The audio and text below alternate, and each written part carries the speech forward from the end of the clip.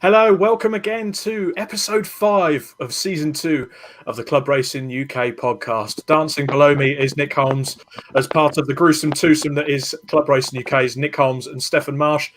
And for the first time, we've got a returnee guest. He decided he didn't get enough crap the first time, so he's come for a big shovel the second time round. Paul Harvey of Icon Events joins the show. Good evening, Paul. Good evening, guys. How are we? All the better for seeing your beautiful face. Thank you. Thank you. I've got the lighting rig out again just for you, Nick. Yeah, I know. That's what I'm loving. You're glowing this evening. Thanks. Yeah. Can make it warmer or cooler, however you need, mate. That's what it is. There we go. Oh, I like it. For our podcast listeners, Paul has a very professional lighting setup, and he makes us look very amateur. So tune into the YouTube video to take a look. I need all the help I can get, mate. Exactly. Already, guys, Matt Clary and Frank Frostick are listening in. Good evening, guys. Jonathan Bevan is also tuning in. Good evening, all. I will get to the comments at some point tonight. Now, the first thing I actually want to say, and it's going to be on behalf of the three of us, is not actually in the script, but it's a follow-on from the last 2 weeks. When we finished, I'm not going to lie, I was absolutely astonished as to how many people tuned in to actually join in and be a part of that debate. So it's our thanks to you for doing that, because at the end of the day, you guys are the reason we make this show. So from all of us... money. It's money. That's the only reason we do it. Is it? No, I'm joking. I'm joking. We get money then. I was going to say that. No, it's definitely not money. It is for you guys. Yeah, I was going to say, Nick, bloody hell, where's my check? I watched in on that, guys, and that was a great debate last week. Really topical, lots of interaction. It was great viewing, so well done. I think the last time I checked, after 2 days, I think we got up to about 8,500 people had watched it. It's like, what? That was just on Facebook. I think Twitch got a lot of viewers as well. YouTube's got a few. So, once again, guys, thank you so much. You guys are the reason we're doing it. And it's going to be one of those things. We're going to be doing some serious shows all throughout the year. So if you do have anything you want to bring to us to shout it out to the masses, we will do that for you. As long as it's racing related. As long as it's racing related, yeah. Anything to do with Nick's news, we have set up a complaint line as well. We'll give you to that later on in the show. Andrew Banthorpe joins us as well. Jonathan Bevan, like I said, is already on it with the commenting this evening. So I think we're fully set up now. So let's dive in to the news roundup. If we could play the video.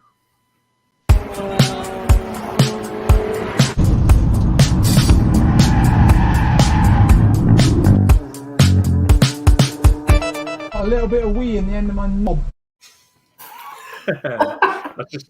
That never ceases to stop being funny. It really doesn't. I think when we get to season 10, episode 52, I still think that'll be funny. I do. Just quickly, Nick, do you want to explain what that clip is from? So that was going, I think it was Ford Power Live. I was sat in the KA, obviously in the assembly area, ready to go racing. And I'm sure every person who is watching, you 2, 3 included, you just get that little bit of a nervous wee at the end of your bits. And that's all that was. There we go. I just vocally told the entire paddock that I needed a little wee. That was all. Yeah. Well, there we go. All square wrap and ride. Chris and Vicky Pratt join us. Good evening, guys. Good evening. Good evening, sponsors. Yes, good evening, sponsors. Jonathan Bevan, just want to pass on best wishes to Vic Hope, who's in hospital after he had a bad reaction to his jab. Top club racer, he is. And the Barwell Motorsport team. So get well soon, Vic. Hopefully you're tuning into us this evening in a nice, comfy NHS bed, being looked after by lots of gorgeous nurses. Andrew Butcher joins us as well. Okay, male and female. I'll keep it PC. Andrew Butcher. I don't know what side bread is buttered, so yeah, you have to assume that. That's one way of putting it, I suppose. Andrew Butcher, evening boys, just got in, beer time. Phil Neal joins us as well. That's going to be trouble. Okay, so to the news roundup, and I'm afraid this week it's probably going to be mostly me telling you that this club's decided to move some date changes. So let's start with Isn't it easier to list who hasn't changed their dates? the one, yeah, I mean the one thing I have noticed, Bark and 750 Motor Club have both announced a new Silverstone date. And it's the 24th and 25th of April. One thing I noticed. So whether they're going to be doing a dual meeting or I've missed something, if I have missed something, stick it in the comments. But one of them on the Saturday, one of them on the Sunday? Well, no, both the races were due to be full weekends. Double headers, full weekends. So Bark obviously announced a new Silverstone date moving to 24th, 25th. That affected the Classic Touring Car Racing Club and such, among others. And then 750 Motor Club, that was the one that came in yesterday, and they moved the Silverstone meeting from the 3rd and 4th of April to the 24th and 25th. So I can only assume at that point there's going to be some more information for that coming in as well. You know what we could do? Fight! Let's get them on the show, and they'll fight, and whoever wins gets that race weekend. Although, to be fair, they have run dual race meetings at Silverstone before, one on the International, one on the National. So you set them up, have a big fight, massive punch-up, maybe a few knives in there. Whoever wins gets the bigger circuit, and the other ones have to go on the puny one. If there's knives involved, the full club's there, aren't they? So.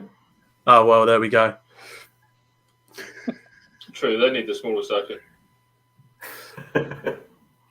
True.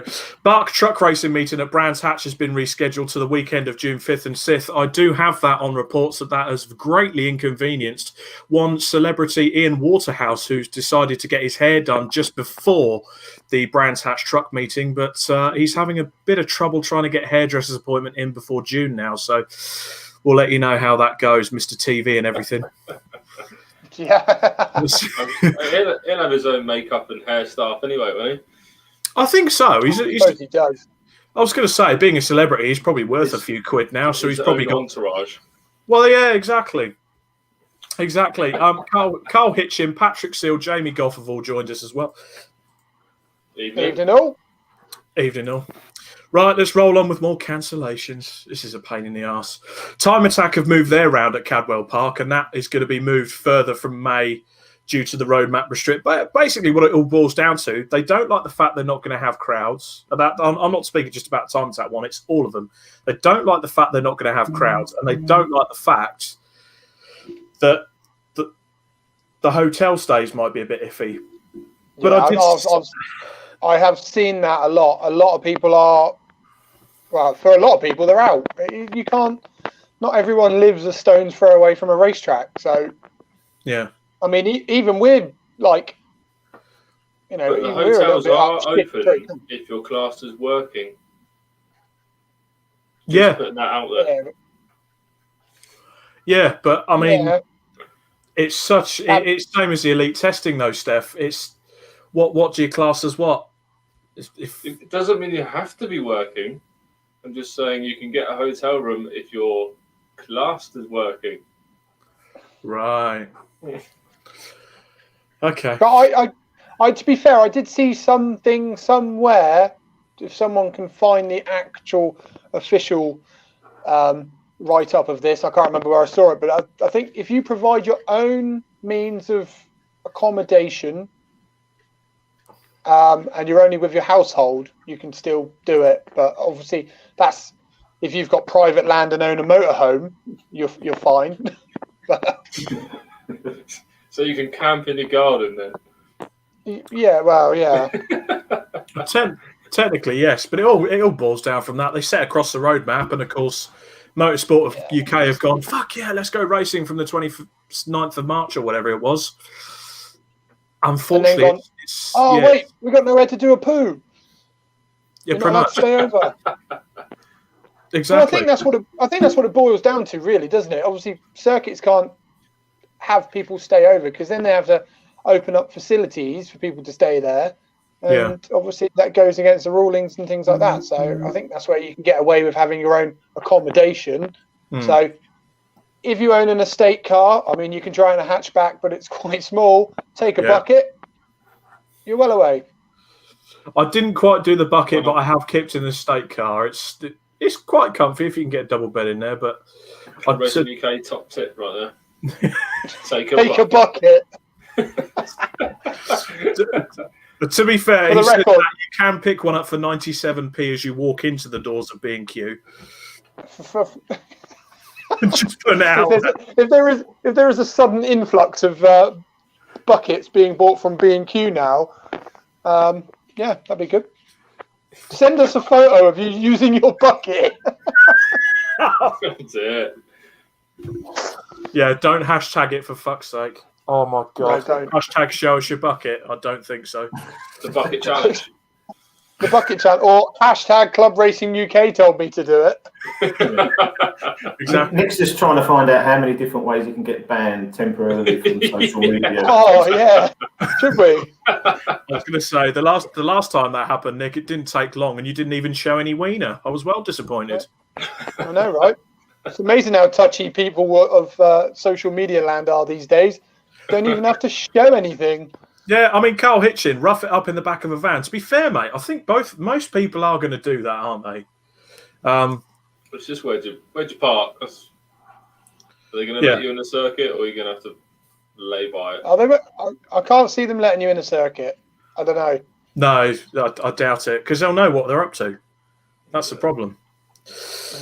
Right, let's move on from that. Arts tests are apparently not being officially recognised until the 12th of April. Now, I did hear some rumours, not trying to speculate or anything, but the rumours were it was because there were some naughty individuals carrying out arts tests when we were supposed to be in a flipping lockdown. And it kind of carries on from our conversations last week. Elite testing, stuff like that. Do you really need to do an arts test in the middle of a pandemic? Well, yeah, because you want to go racing when you can come back. But then to be honest as well, I mean, we all know people that have had their tests delayed as a result. Yeah, of course. It should be a fact. Everyone should be treated differently. Now, the BRSCC as well, with their April events, went one step further than everyone else and cancelled their April events and released a statement. Now, Scott Woodwis, who's one of the top blokes at the BRSCC, I believe, or certainly to do with the marketing side of things. So he'll be able to, he probably put the statement together, but this is what they put up. After undergoing a lengthy due diligence process, the BRSCC have today made the decision to postpone our race meetings, which were due to take place at Cadwell Park and Snetterton over the weekend of the 10th and 11th of April. The club have made the decision only after careful consideration of all the information available to us, including and not limited to pre-12th of April government rules relating to overnight stays away from home and minimising the travel. Listening to the views of the members and commercial partners, some of whom have already informed us of their decision not to participate in these race meetings. Fair play, that's the club listening to its members. Fair play to them.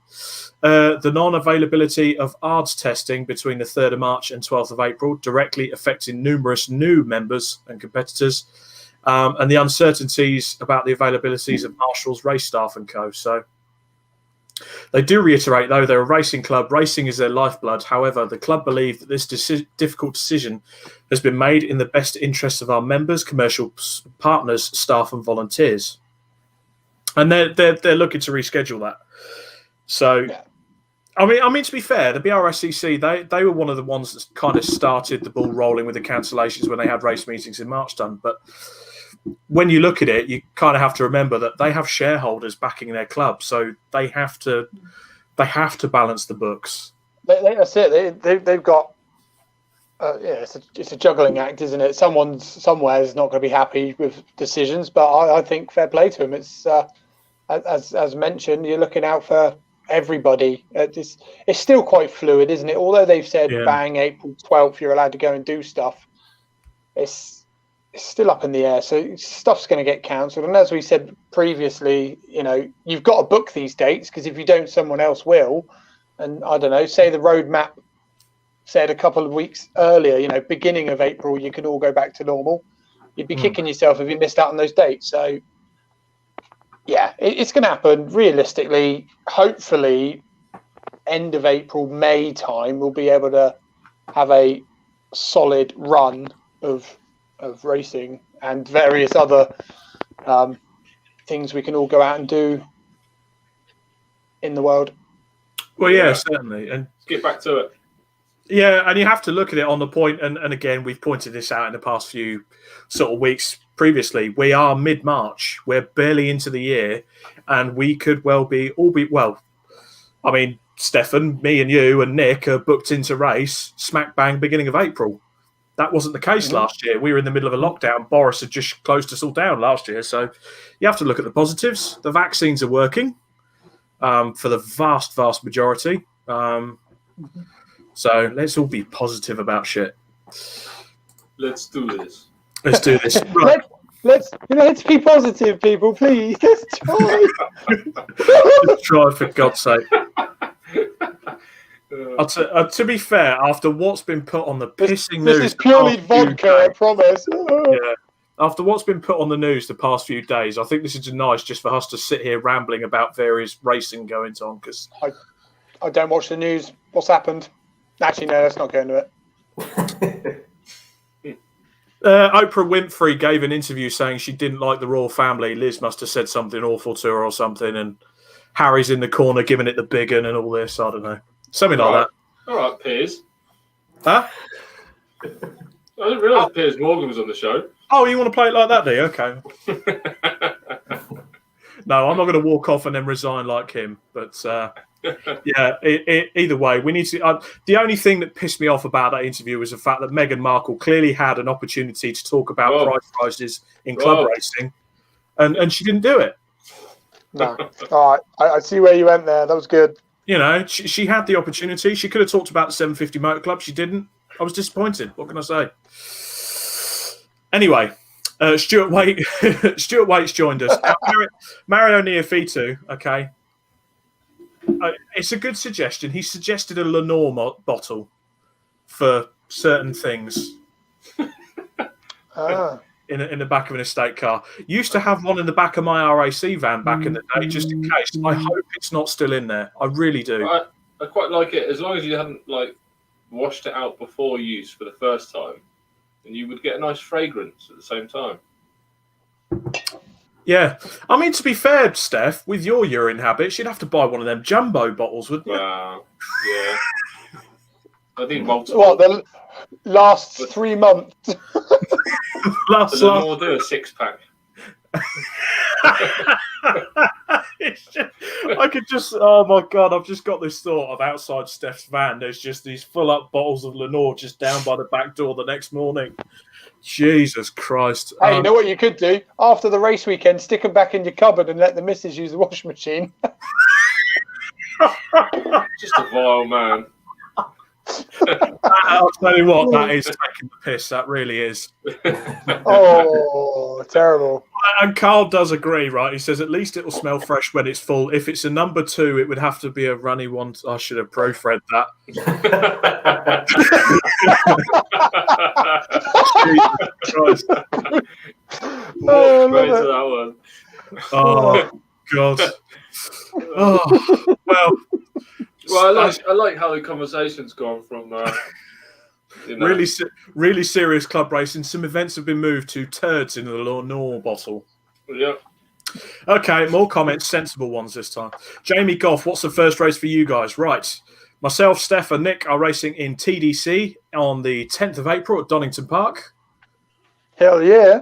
That's the one. I'm doing a bit of testing on the 1st of April, and Stefan's doing some testing somewhere, aren't you? Tested both cars on the 7th. Bloody hell, that's close. What, are you at Donington? Yeah. Yeah. Oh, yes, shit. We are. That's hard. Fair play. Fair fucking play, Steph. That's hardcore.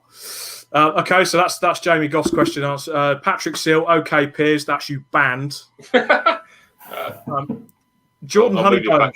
Jordan Honeybone, looking forward Robert Lewis for Piers. Hashtag Robert Lewis for Good Morning Britain. Oh, God. I couldn't do that. Just sit there and talk about mundane shit all day. I already do that every other Wednesday. butter Ian up. I'm sure he's got contacts up there. He probably I'll tell you what. That's where he is tonight. He's doing his CV. He's doing his CV. As soon as Piers walked off that set, Ian Waterhouse was on the phone. Have you looked at my supercar lately?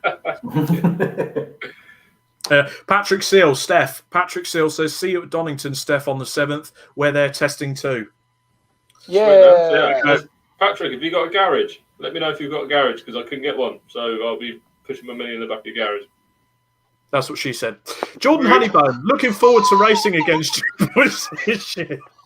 Jordan Honeybone says, looking forward to racing against you boys this year. Yep, good luck to yourself, Jordan. He's in Class B with the Clio as well, so a bit of competition for yourself, Steph. Go over to the next. That'd be way gone. Stu Way, it wasn't Oprah. It was Ian Wright dressed as Mrs. Doubtfire. I did see that. That was good. I'm gonna leave that. Okay, let's yeah. Now the next bit of news. Again, a bit of positivity, but I've still got a bit of a bugbear here. Motorsport UK have freezed the regulation on the seats by a year. All licence holders have had an email at some point explaining all the do's and don'ts. But my number one bugbear, I looked on the Motorsport UK comments on that, okay? Now, they've tried their best. We've had some gripes. That's absolutely fine. But they're trying their best. And there's still people going on there going, oh, I just bought my seat this year and I'm not going to get it. Well, you know what? They're not going to please everyone, but they're trying to. Just give it a rest. Yeah, I saw it. Oh, what about harnesses? What about fire extinguishers? Oh, great. It's March. I've already bought my seat. Guys, come on. Give them the benefit of the doubt. You two have got some lovely moany voices. That's what she said. Spectator now, the best bit of news that eclipses everything. This eclipses everything, okay? Yes, it does. Everyone knows this because what people don't realise, this is going to start a campaign for the Club Racing UK podcast this year because we want to get people to go and watch club racing. And on April 17th onwards, as it stands, spectators are allowed to go and watch club racing. Yes! Oh, can I just add in there as well? Can you go and watch an elite sport? No, you can't. No, you can't. No, you can't. So... if anyone's watching this and you're an avid motorsport fan who is still itching to go watch your BTCC, British GT, truck racing, etc., go and support your local club racing. Absolutely. Because you can go and watch it. Exactly. Half the price, better the racing. It's probably less than half the price. Better racing. More. It's easier to access, COVID pending, but you'll still be able to see lots and lots and lots of cars. Exactly. But it's all right, Nick. Don't feel bad for the elite racers because they've been testing all lockdown. Anyway, moving on. Patrick Seals, Steph, we have a reply. Yeah, we've got a garage, pal, so no worries. Got a very special guest instructor joining us too. Sweet. I have an idea who that. I have an idea who that could be, Mr. Patrick Seal. Would it be someone that was the racing driver on the Grand Tour? Let us know in the comments. Just an idea. Okay. Now, Paul has sat here absolutely patiently waiting to yammer on about various things going on. So for the first 20 minutes, I just put a cardboard cutout there, and then I know you're getting it. It'll be fine. Fair play. And I know Graham Crowhurst is absolutely itching for you to get your claws into him. But before we do that, we have to play the guest video intro. Let's play it. Tickle, tickle, tickle, tickle, tickle.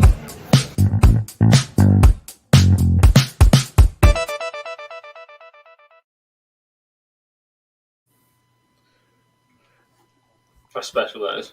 That is a special video. I mean, and again, we keep doing this, but for the audio people, that's basically an audio clip of me tickling Nick's beard. It's how he gets up. Can I just say something, right? Yeah. Is there any way we can play that video again? Because the last little clip, is that a Renault Clio having a proper little wobbly moment at the end? Yes, that's Pro-Am Racing. Let's tell you what. Let's play it again. Can we play it again? Tickle, tickle, tickle, tickle, tickle.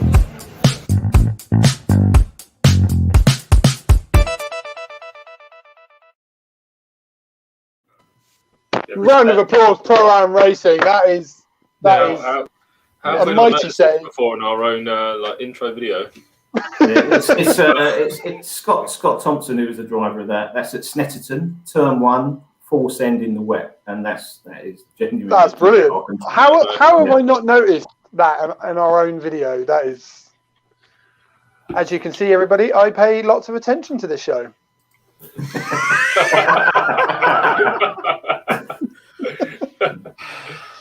Oh my dear.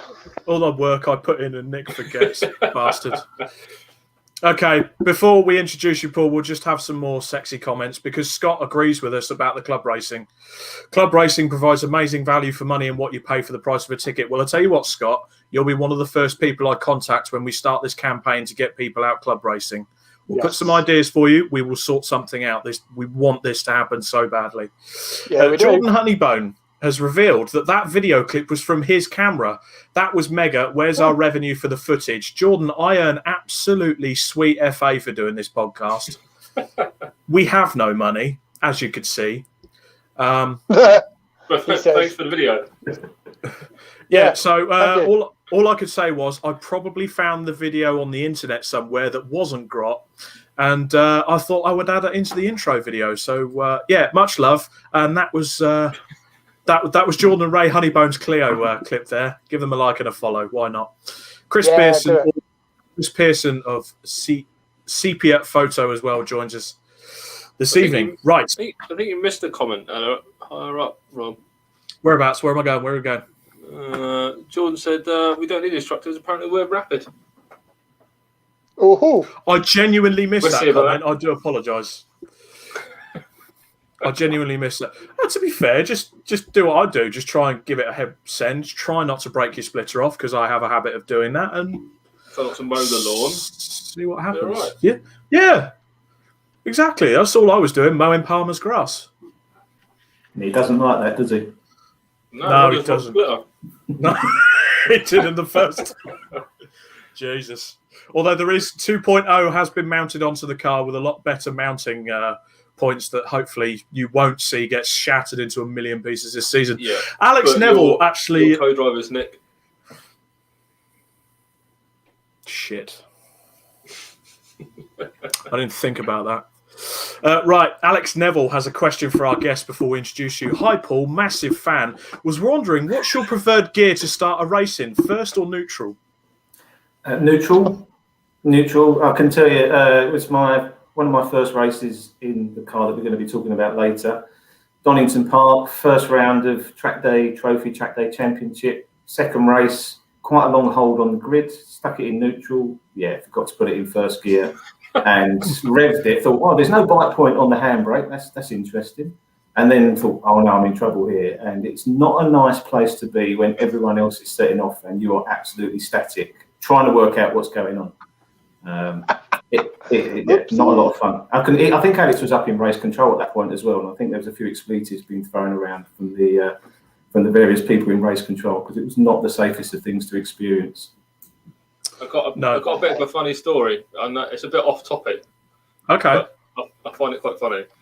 Is a few years ago we used to go to a proper sim racing place out Chandler's Fordway, and you had to qualify. If it's pretty awkward, but if you went to events at night and stuff, if you were fast enough, you got entered into their main race once a month. And we'd done it, and me and a couple of other guys were fast enough, so we went to the main race. And you sit on your rig, you've got your headphones on and all that lot. And it was random grids though, there was no qualifying, so I was in P1. And you sat there, and you had to select first gear to go. And I'm sat there, tapping the gear shifter. Nothing, still in neutral. I'm like, what's going on there? Take my headphones off, and I'm like looking around at the organisers saying it don't work. No one's doing anything, so I was like, kept trying. Lights went green. Everyone piled in the back of me because I didn't move. Everyone stood up in their rigs, threw their headphones all over the place, and started proper screaming and swearing and shouting and everything because I'd ruined their race. These people that ruin sim races are terrible. They're absolutely terrible things. I know someone It's who's quite scratched good up at £1 sim million racing. worth of car. It was. I know someone on this who game. is quite good at sim racing. There's this guy up in my corner here. Yeah, I don't believe that. There's something about that Graham Crowhurst spins across the front of Paul Harvey, absolutely no contact whatsoever, and gifts me a championship. In the to be honest, I have to give a massive shout out to Sam Pearce for doing this, because what it was a bugger around on Project Cars 2, a proper organised little championship. But what it's done, it's enabled me to make good friends with a number of other club racers, meet new people.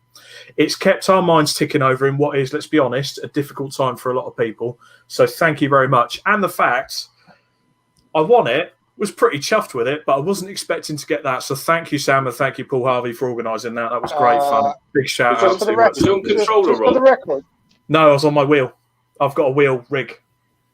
Do you want to? I will take a photo. There's something iffy going on here. Hang on, what are you trying to say? What he doesn't tell you, Steph, there was only 3 other racers in there. Yeah, no, 14 races. There's 14 races. There was Ed the student, who obviously spends all of his time pleasuring himself, eating pizza, and playing on his Project Cars 2. That's. We got another guy, Dave Dave from the North.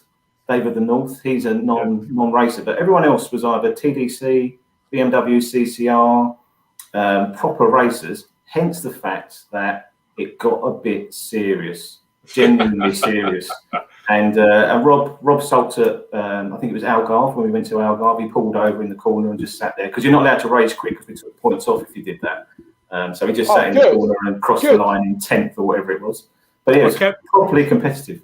There's a glitch on the Algarve where if you hit the exit curb on the last corner, it spins you across the track. I ended up in the pits 3 times and finished last. Set himself into the pits. It was magnificent to watch. It was quite magnificent. And the funny thing was, at that point, I blew. I think it was a 75-point lead. I won 4 on the bounce and had a massive lead. And over 2 weekends, I absolutely blew it. And then it got to the last round. Graham Crowhurst has actually commented, Paul, I have this as latest information. He says, shit trophy, shit guest, sim racing is shit.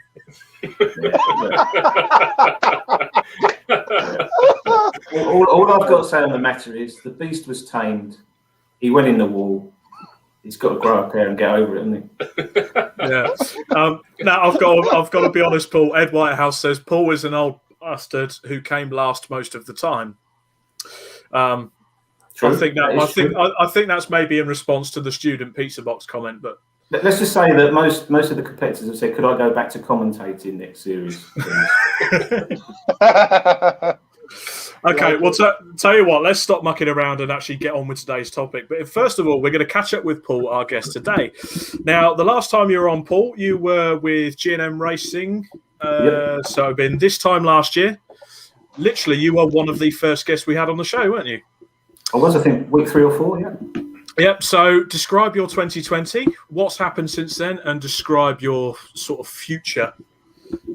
Sure. So 2020 was an interesting year. I'd say for everyone it was interesting. I kind of did a test early doors. So December 2019, my Civic got rolled at Paddock Hill Bend, doing quite a bit of damage. And I know we're talking about sort of why certain cars are popular, and I'll circle back to that later.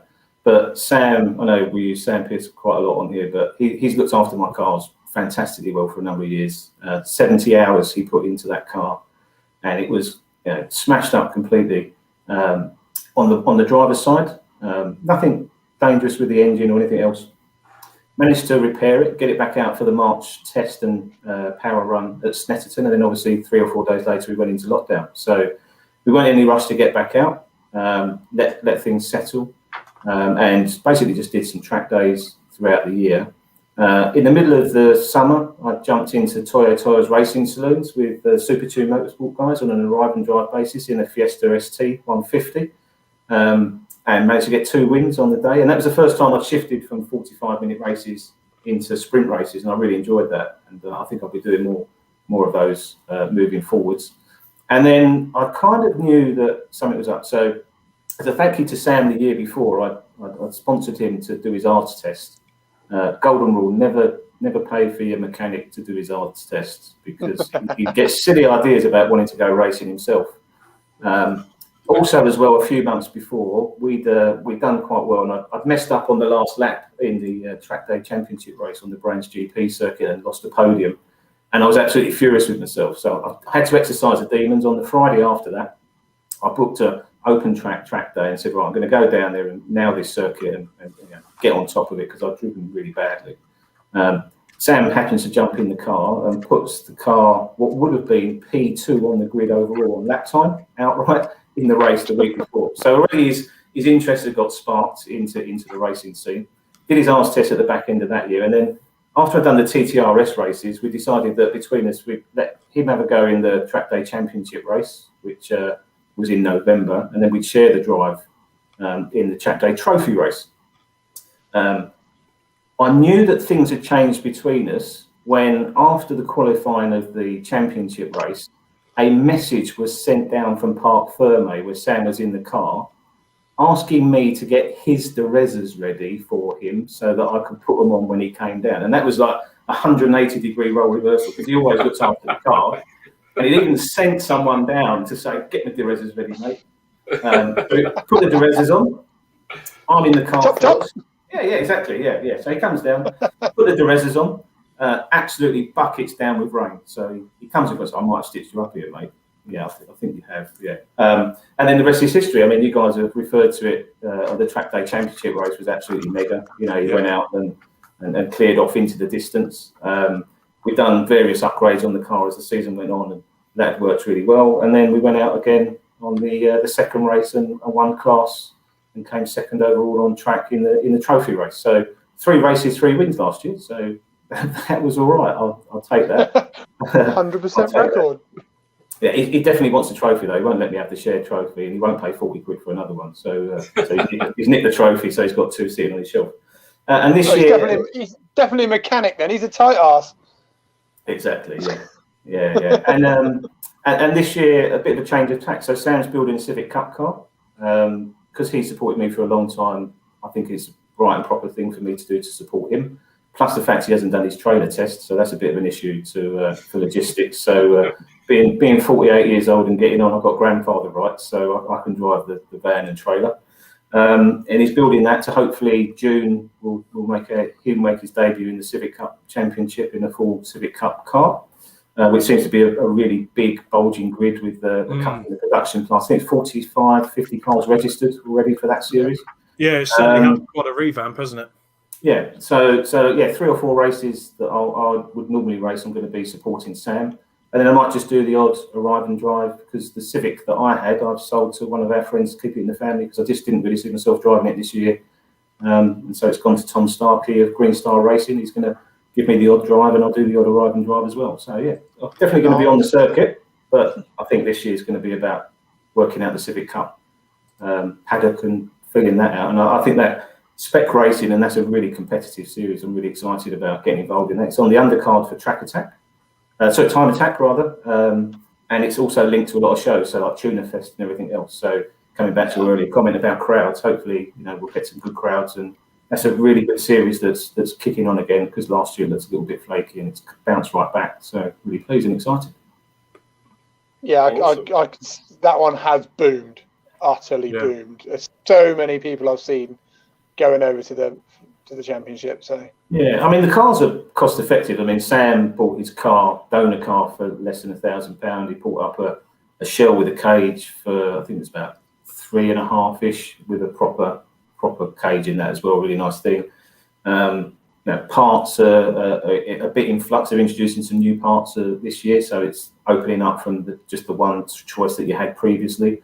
But I think for around about 15k for a fresh build, you're probably in the ballpark of a car that's going to be highly competitive. The ECU's absolutely standard for everyone, so they've got a map that they put on. It's well regulated. They've moved to Dereza tyres last year, so those cars are doing 54s around Brands Indy. They're quick. It's kind of funny that you mentioned the Honda Civic, because we we're not quite moving on to our topic of discussion then. There's one thing I wanted to talk about first, but the Honda Civic Type R, mainly the EP3 Type R, is our first versatile and popular club race car. So we will come back to that. But just quickly, Paul, tell us about Icon events. So Icon's something that I kind of thought about a few years ago, co-founded with a friend of mine, Jason, on the back of too many beers at a lot of ring trips, which are always great, you know. He's out in Dubai. So the idea is we're looking for premises in the UK at the moment. So if you think of a combination of, if you had a car club and you didn't have a HQ, you could kind of base yourself out of this cool place to hang out. Bit of Ace Cafe, bit of cafe eating machine, all kind of rolled into one. We've got some great cars in our own fleet, so a McLaren MP412, Ferrari 599, Caterham 270R, Mini GP2, Porsche Macan. We've got an R53 Mini Cooper S, Steph, just for you, just to be the L53s. And I think the two cars that I'm probably the most excited about are two new cars. So one is the Alfa Tipo 184, which is an old school recreation. I don't know if you've watched Wheeler Dealers, but Ant Ads did, who's on there. It's Dowsett Classic Cars. If you see it, it's a narrow-bodied sort of red thing with the outrigger wheels.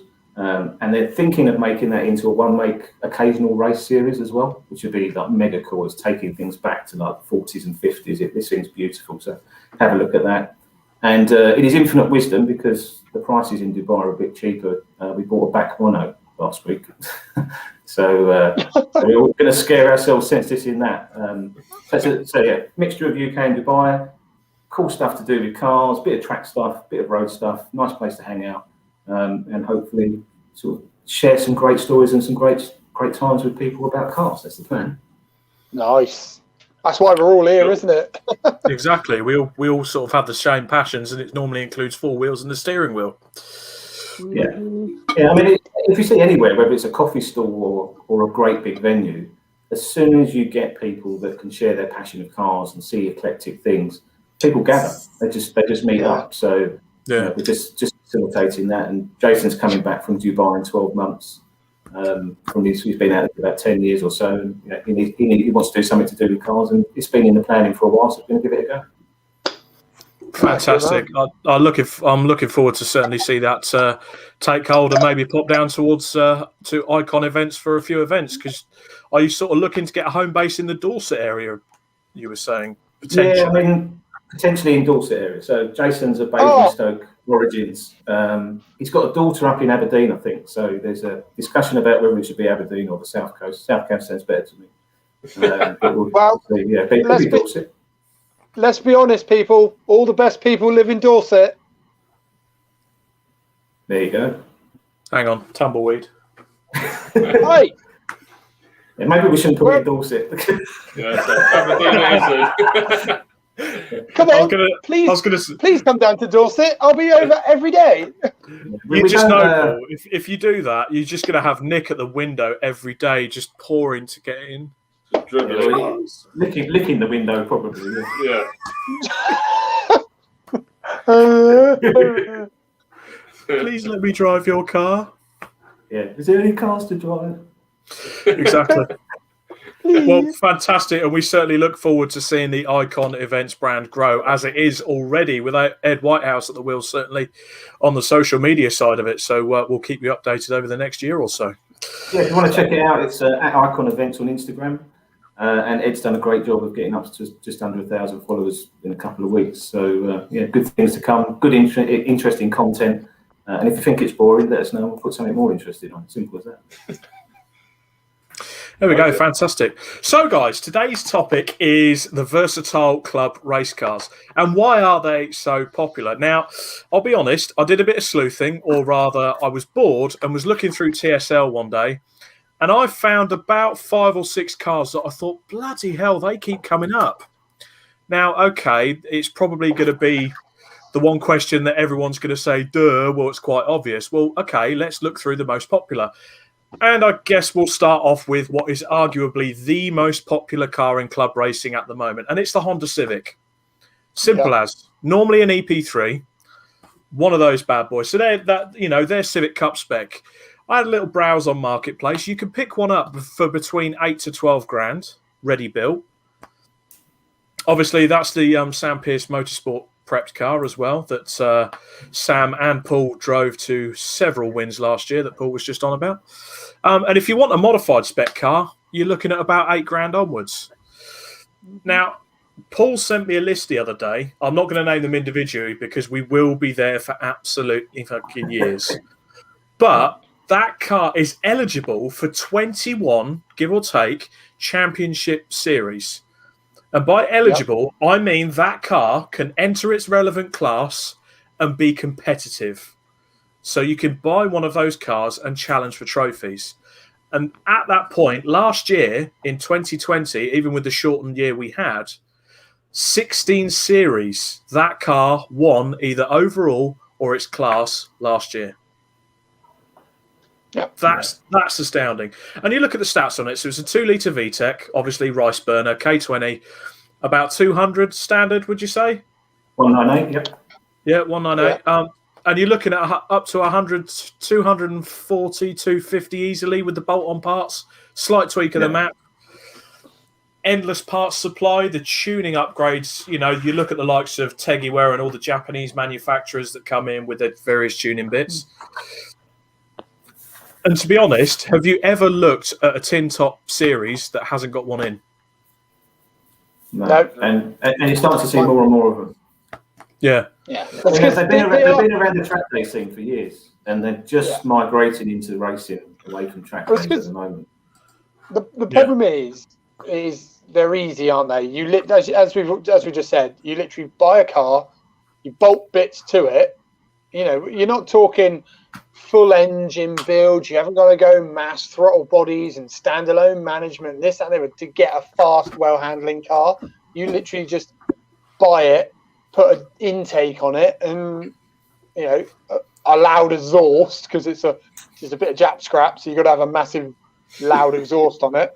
And away you go. It's fast. I know this because I got to spend most of my time in the classic touring cars looking at the back end of these things. Yeah, very long. No.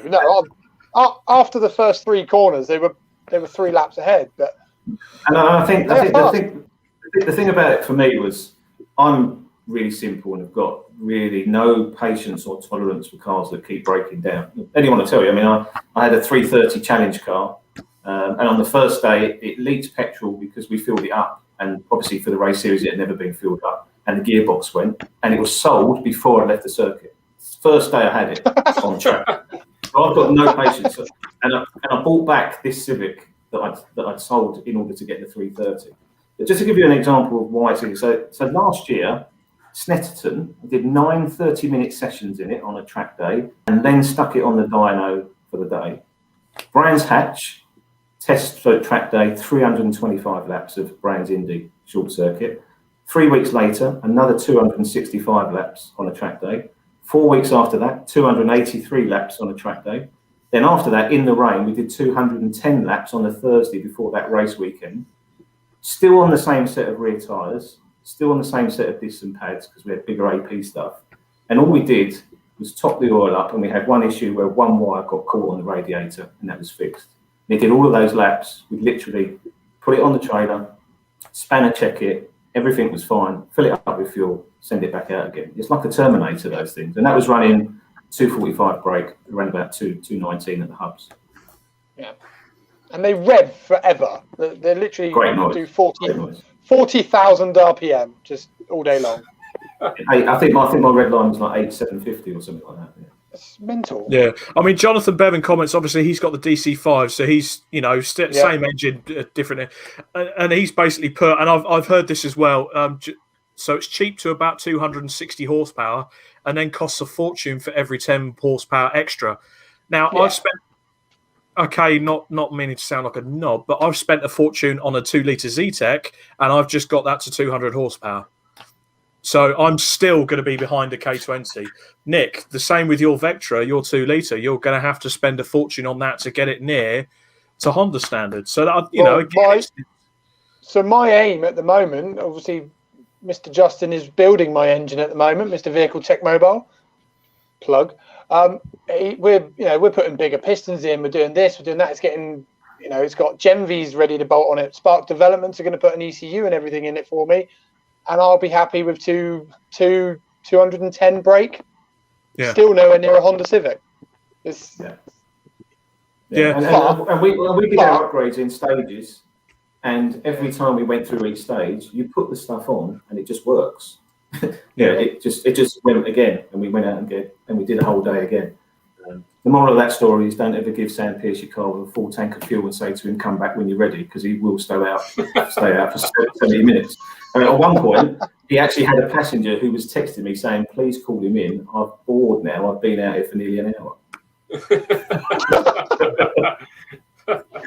I like that. Fantastic. Okay, just for the record, who was your passenger? Because anyone who is bored for an hour going around a racetrack probably shouldn't be sat in your passenger seat. I think after about 55 laps of Brand Indy, I think you can say that you've had enough. To be fair, yeah. But his defence was, you didn't tell me to come in, you just said keep going. So fair enough. No, fair enough. I mean, Phil Neal comments as well. I mean, you guys have heard Phil talk about his days at TGM Sport, building EP3s and DC5s. They did all the Crevatech stuff with it as well. All levels of racing, easy to set up and work with as well. So again, it's well built. They're well built. You can't deny. And let's be honest, reliability is key. Yeah. So to any racing, even if you didn't bolt anything to a Honda Civic, as we've already said, it's 200 brake standard. That's still quick enough for a race car that handles well. Yeah. And if it's going to go all day long, what's not to like? Yeah. I mean, I think we're all about saving money, aren't we? We're all about cost-effective racing. I think Civic Cup production class and the Type R Trophy, sub 10k cars, and just run forever. A couple of small models. And you never need to buy anything for them. No, just keep going. Exactly. Well, tell you what, chaps, as a little treat for you, I've put in the script that of a Civic Cup broadcast that I found. So hopefully we've got that video. We can just play that. He's going to have Deegan to his left side almost immediately, but he's going to defend valiantly into Old Hall. Lewis is still going to be there in third place. Alistair Camp trying to come around the outside. He's on the grass. Get it back together, Alistair. On board with David Buki, that is Reason trying to get on the inside of Hobson, down into Cascades. Oh, he's nudged him! Hobson going sideways! Oh, the two battlers in race one come together and just about avoid it. Taylor's gone off on the grass, Bailey's got past us as we charge down towards Island Bend. But Reason and Hobson very nearly took each other off of the circuit. Lewis! Oh, I was just getting good. Let's grab the podcast. Let's go watch that. Oh, no, to be fair, if you do want to have a look at that, they have the full broadcast. I think that's from the 2018 or 2019 season. It's up on the Civic Cup Facebook page. But again, if that's what we've got to look forward to, but with 40-odd cars, I'm looking forward to Civic Cup this year. And again, it shows, get all those cars together, spec racing. It's a formula that works. To be honest, it's exciting. That there is what people go and watch the BTCC for, because it is close, door-to-door, loud, shouty race cars. Yeah. I mean, I think they run them really twitchy at the rear end, so they're lively. You can see them sending them into the last chicane at Donington. They're literally almost sort of sending them in backwards, rally style sometimes. And I think some of the other footage, if you look at any of the footage, there's five abreast going into the turn at the end of the Wellington Straight at Silverstone and not touching each other as well. The driver standards, people like Lee Deegan and that, they're proper drivers. Rob Baker and the rest of the guys at Area Motorsport, they've got some serious talent in that field that can hold their own in any series, and it's highly competitive but very clean. So really looking forward to that. Yeah, very good. Yeah, and like you said, the only thing with sort of multi-class racing as well is generally the Honda kind of comes into a field of its own. I mean, I looked at one, I think it was 750 Hot Hatch last year before they tweaked everything again. I think the top 15 cars were all Honda Civics. All Honda Civics. I mean, they're tweaking it again this year, so they're looking to get the other cars in, which, to be fair, it's it'll probably be a good thing because you don't want championships like that turning into another Civic Cup because it can kill off championships. But again, it just shows how good the car is. Yeah. I'm just going to throw one in there, though, before we go off of the Civic. They're not the prettiest looking cars. I said it, and I know there'll be comments about my taste in cars. I don't give a shit. I'm a fan of a big saloon. I'm not a hatchback fan. I'm not. They're not the prettiest cars. The Civic Cup cars look quite cool with the big splitters that look proper, unlike Ford Focuses. I don't like and the new one. No, or the new one. Oh no. Or any of them. The EP3 is probably the last one. I don't know my Hondas very well, but the model before the EP3 I prefer. Yeah. The EK in Championship White. Yeah, that's the one. That's a pretty car, but I don't know. I mean, Mario's commented as well, and this is about the engineering side. And to be honest, you could kind of say that about Japanese. So, no disrespect, you can't compare a Honda engine to a Ford or a Vauxhall engine. The quality engineering in a Honda engine is incredible, and that's coming from someone who isn't a Honda fan. That's fair enough, because I can get that. I think you look at Japanese stuff, when they build their sporty stuff, it's very bespoke, but they can do bespoke on a mass-produced scale, if you know what I mean. It's a bit more finely tuned because Nissan have done that in the past as well. I don't think we're comparing the quality of engineering. I think we're comparing, you can buy that car with that engine and you can go where you buy any other car. Well, you buy if we are using them as comparison, you buy a Focus or you buy a Vectra, you've then got to spend a ton of money just on the engine. Well, you haven't got to do that with the Civic. Which, and it's a very good point, Steph, because we all sit here now with our, hindsight is a wonderful thing. If I'd have thought about it, all the money I've put into the Focus, I could have bought a properly sorted EP3 or even an FN2. But I wanted to go to, I like Fords, so I'm one of those Ford fans. Nick loves Vauxhall. Nick just loves race cars, but Nick saw a challenge in the Vectra Challenge. Yeah, you saw a challenge in the Vectra Challenge car, and it was something different. But it's just if you're someone wanting to go racing and be cost effective, that is probably your best route. Yeah. If you love a car and you're destined to race a car you love, and that's why I did it. I'm not a massive Honda fanboy by any stretch of the imagination. I'm got enough of the tan. With his Adidas t-shirt on. Adidas Motorsport, thank you very much. All right. Much more middle class. I'm not a massive Honda fanboy. I mean, I loved that car and what it did and what it stood for and what it was cost effective. But I'm fortunate I can pretty much race what I wanted to. I've looked at M3s, I tested radicals, and worked out that I could pretty much run a season in the Honda and get it to a really competitive standard for the price of 2 or 3 weekends in a radical. The difference was night and day. And I got away from Hondas and keep coming back to them because of all of those things that we've said. Reliable, simple, quick. I'm not necessarily a big fan of the EP3 shape, but winning cars are pretty cars, isn't it? I think they say so. It's highly competitive. I love the sound of it when they're revving and stuff. They're pretty cool, but. I went for one because of all of the reasons that everyone would go for one for. I'm not necessarily an EP3 or a Honda fanboy. It's just a great bit of kit for club racing. Yeah. And to be fair, Nick, Maxine Nichols has joined us. Good evening, Maxine. She does make a good point. Nick Holmes loves other people's race cars.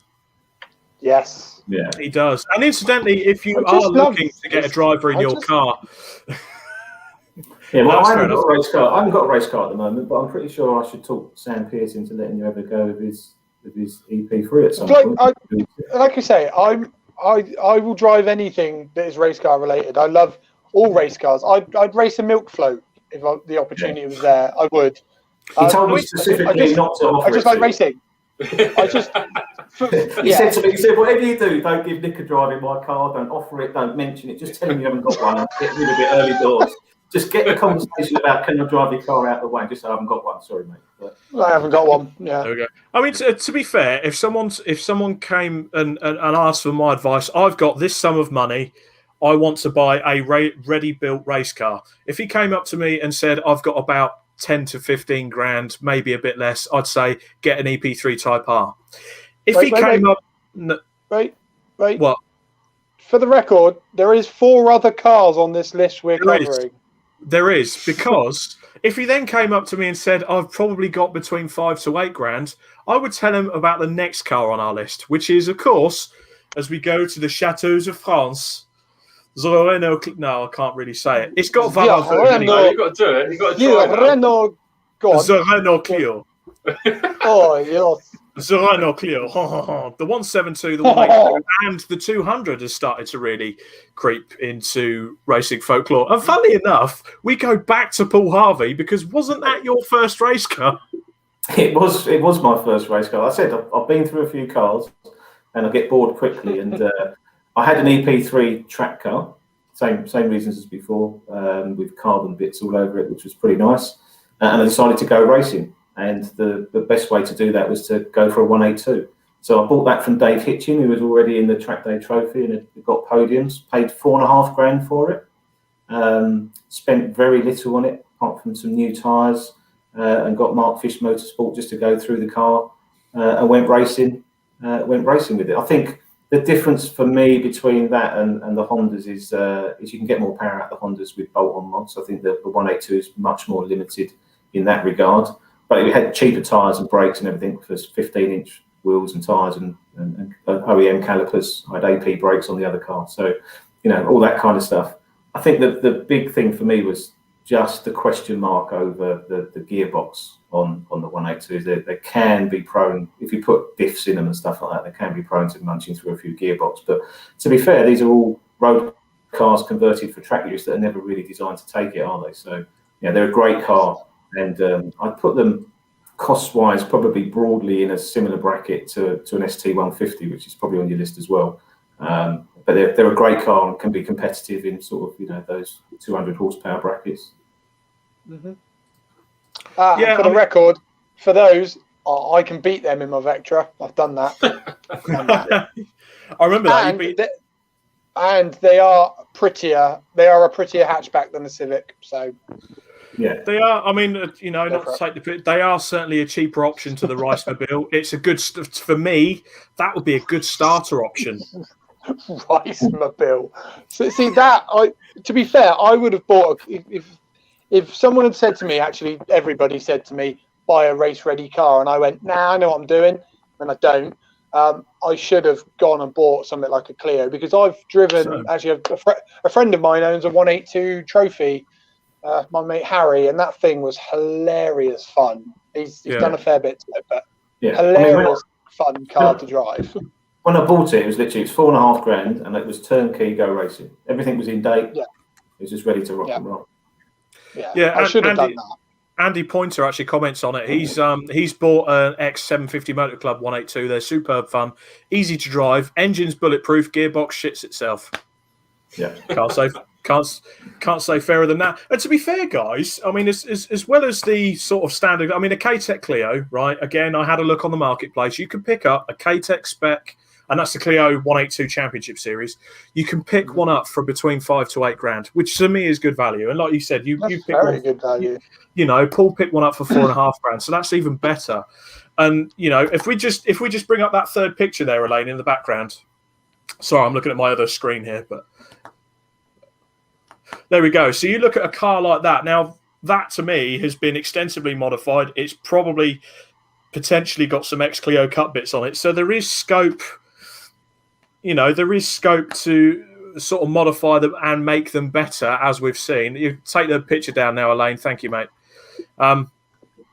There is scope to modify them and make them better. I mean, we had one on our stand as well. Tony Hunter's one. We did. That thing was... Yeah, Nick Gwinnett's as well. They absolutely shift. And they've, which proves that you can get a car like this. And again, it will be the same with the Civics and the other cars we have on the show. You can get a small basic package like that, learn to race it, build it up, make it great again without wearing the old Trump hat, and go racing even faster. Yeah, I mean, if you look at Scott Thompson's one, the one that was sideways in the footage at the start, they had really developed it with proper aero. Pro-Am Racing have set up a website to get some really nice bits that they're making for it. He's an F1 engineer and stuff, so he knows his stuff, and they're really pushing it. And you can take it as far as you want to. I guess if you want big power, then that's not the car for you. But it's like 1,000 kilograms or less, around about 180 brake at the fly, aren't they? So they're pokey, and they're going to be competitive in that kind of 150 bhp per ton bracket. Yeah, I mean, to be honest, that's basically what I'm up against in TDC this year in Class C. I think it's basically 3 of those Clios and a Z4. Yeah. Nick's rubbing his hands hands together. For you. Oh, I'm going for it. Yeah, there we go. Just wind him up and send him loopy. We're gonna go. I'm gonna go win some trophies. Fingers crossed. Fingers crossed. Carl Hitchin as well. Again, so I completely missed that, Carl. He won the Bark Saloon Championship 2 years running in a Clio 182. It's Clio 182. So there we go. And David Garside says the 750 Clios are nicely controlled too. No silly expenses. I mean, I think they basically run off a controlled ECU, a controlled batch of bits. And look at their grids. 30, 40 plus cars again. Yeah. I mean, traditionally I've run in multi-class championships and races, but the attraction of spec racing is really coming back to people, I think, because you haven't got to keep thinking, as I did, I'm going to do another 20 horsepower because I want to be at the top of my class. I'm going to do another 20 horsepower because I want to go up a class and I don't want to be at the bottom of that one. So the BMW Compact Series, the KAs, all of these kinds of things, spec racing is on the up, big time, I think. 100%. Because if you can put people in a field of cars that have all roughly got the same chance, go for it. Don't get me wrong.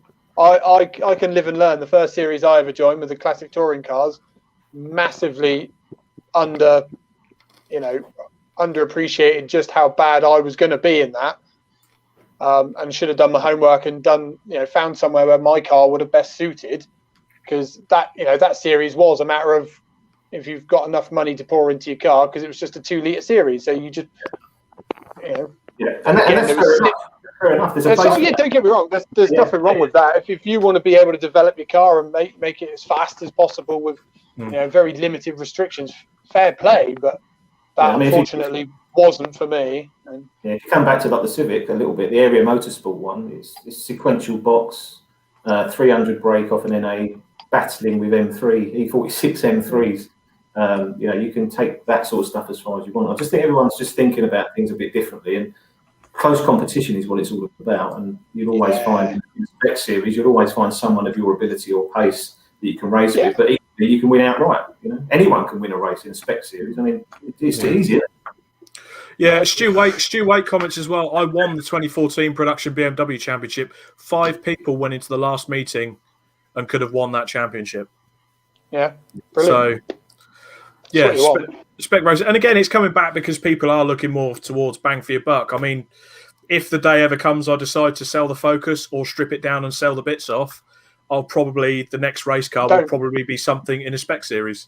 Rob, don't sell it. Sit it in your garage. It'll appreciate and it'll be worth millions. Yes, very good. Fuck's sake, we come back to this again. God, you called me Piers Morgan. You're the one that are twisting words, mate, I tell you. Anyway, talking of Fords, we now go on to our third choice on the list. And I do make a point with this one because I actually sat on the phone to Sam Pearce the other day, Paul. He brought up an old Track Day Trophy and Track Day Championship grid, right? Now, we've been through Hondas and Clios.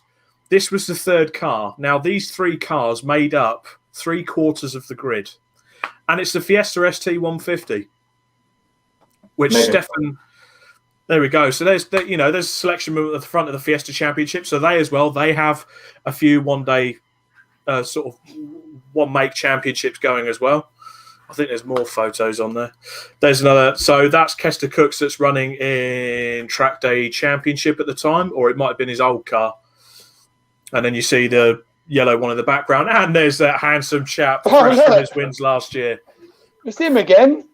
Yeah, so I mean, I just fancied trying some sprint racing, and the guys at Supertune sort of said, "Give Toyo Tyres racing saloons a go."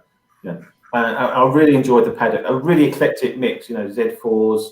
I mean, one of the cars that isn't on this list potentially that is a forgotten car is like the old E30. They had a whole class in that race. M3s out the front. You know, well, I mean, you can pick those up for $3.5, $4 grand now. You know, those what a car. Yeah. And I went and had a go with this Super Tune, Paul Hatfield's car, which was really nicely prepared. Didn't have all the bits on it. It was still a bit of a work in progress. But if I was to go back to car ownership, and I think I'll probably stick to a ride and drive model because it's much easier, and I can just turn up and go away and be a superstar and all that kind of stuff in my own head. not in reality, just in my head, and just, you know, drive out in my nice comfy car and not have to do all the stuff about parking and putting the van away. I'd get a 150. And if you look at the championship grid that you guys are going to be on in the Mini and the Focus, pretty much Class D is almost exclusively ST150s. It's almost like the Fiesta ST150 Championship now. There's loads of them. You know, blow an engine, 500 quid, gearbox. You can pick one up off eBay and go around the corner and get one 5 minutes later. Get your stuff at your motor parts places, really straightforward. And I think price point, they are absolutely tremendous value. And I didn't have any less fun in that than I did with another 50 to 100 horsepower in the other car. You know, I'm really rate it. And again, it falls into that nimble chassis. It's only 150 horsepower from a standard Duratec engine, but it's nice and light. And you'll be pleased to know, ladies and gentlemen, that our very own Stefan Marsh had one as a non-track queen. Yeah, it was a show pony. I was building it to do track days, and then I had to sell it to fund a Ford KA race car. And you haven't I sold my ST150 to fund a Ford KA. Yeah, depressing. That'll be a story to tell your grandkids, mate. Yeah. That'll be on the cover of his book when he's older. Stefan Marsh, I sold my ST150 for a KA. It was a pretty little car, actually. Because it never went anywhere. Yeah, it was very well looked after. Car shows. Well, yeah. Did you see how shiny it was? It had to go on the car show. Yeah, true. There we go. Now he's a track queen, ladies and gentlemen. Well, we have got a promotional video to show you as well from the BRSCC stable. This is their new video for the Fiesta Championship this year. If we can just play the tape.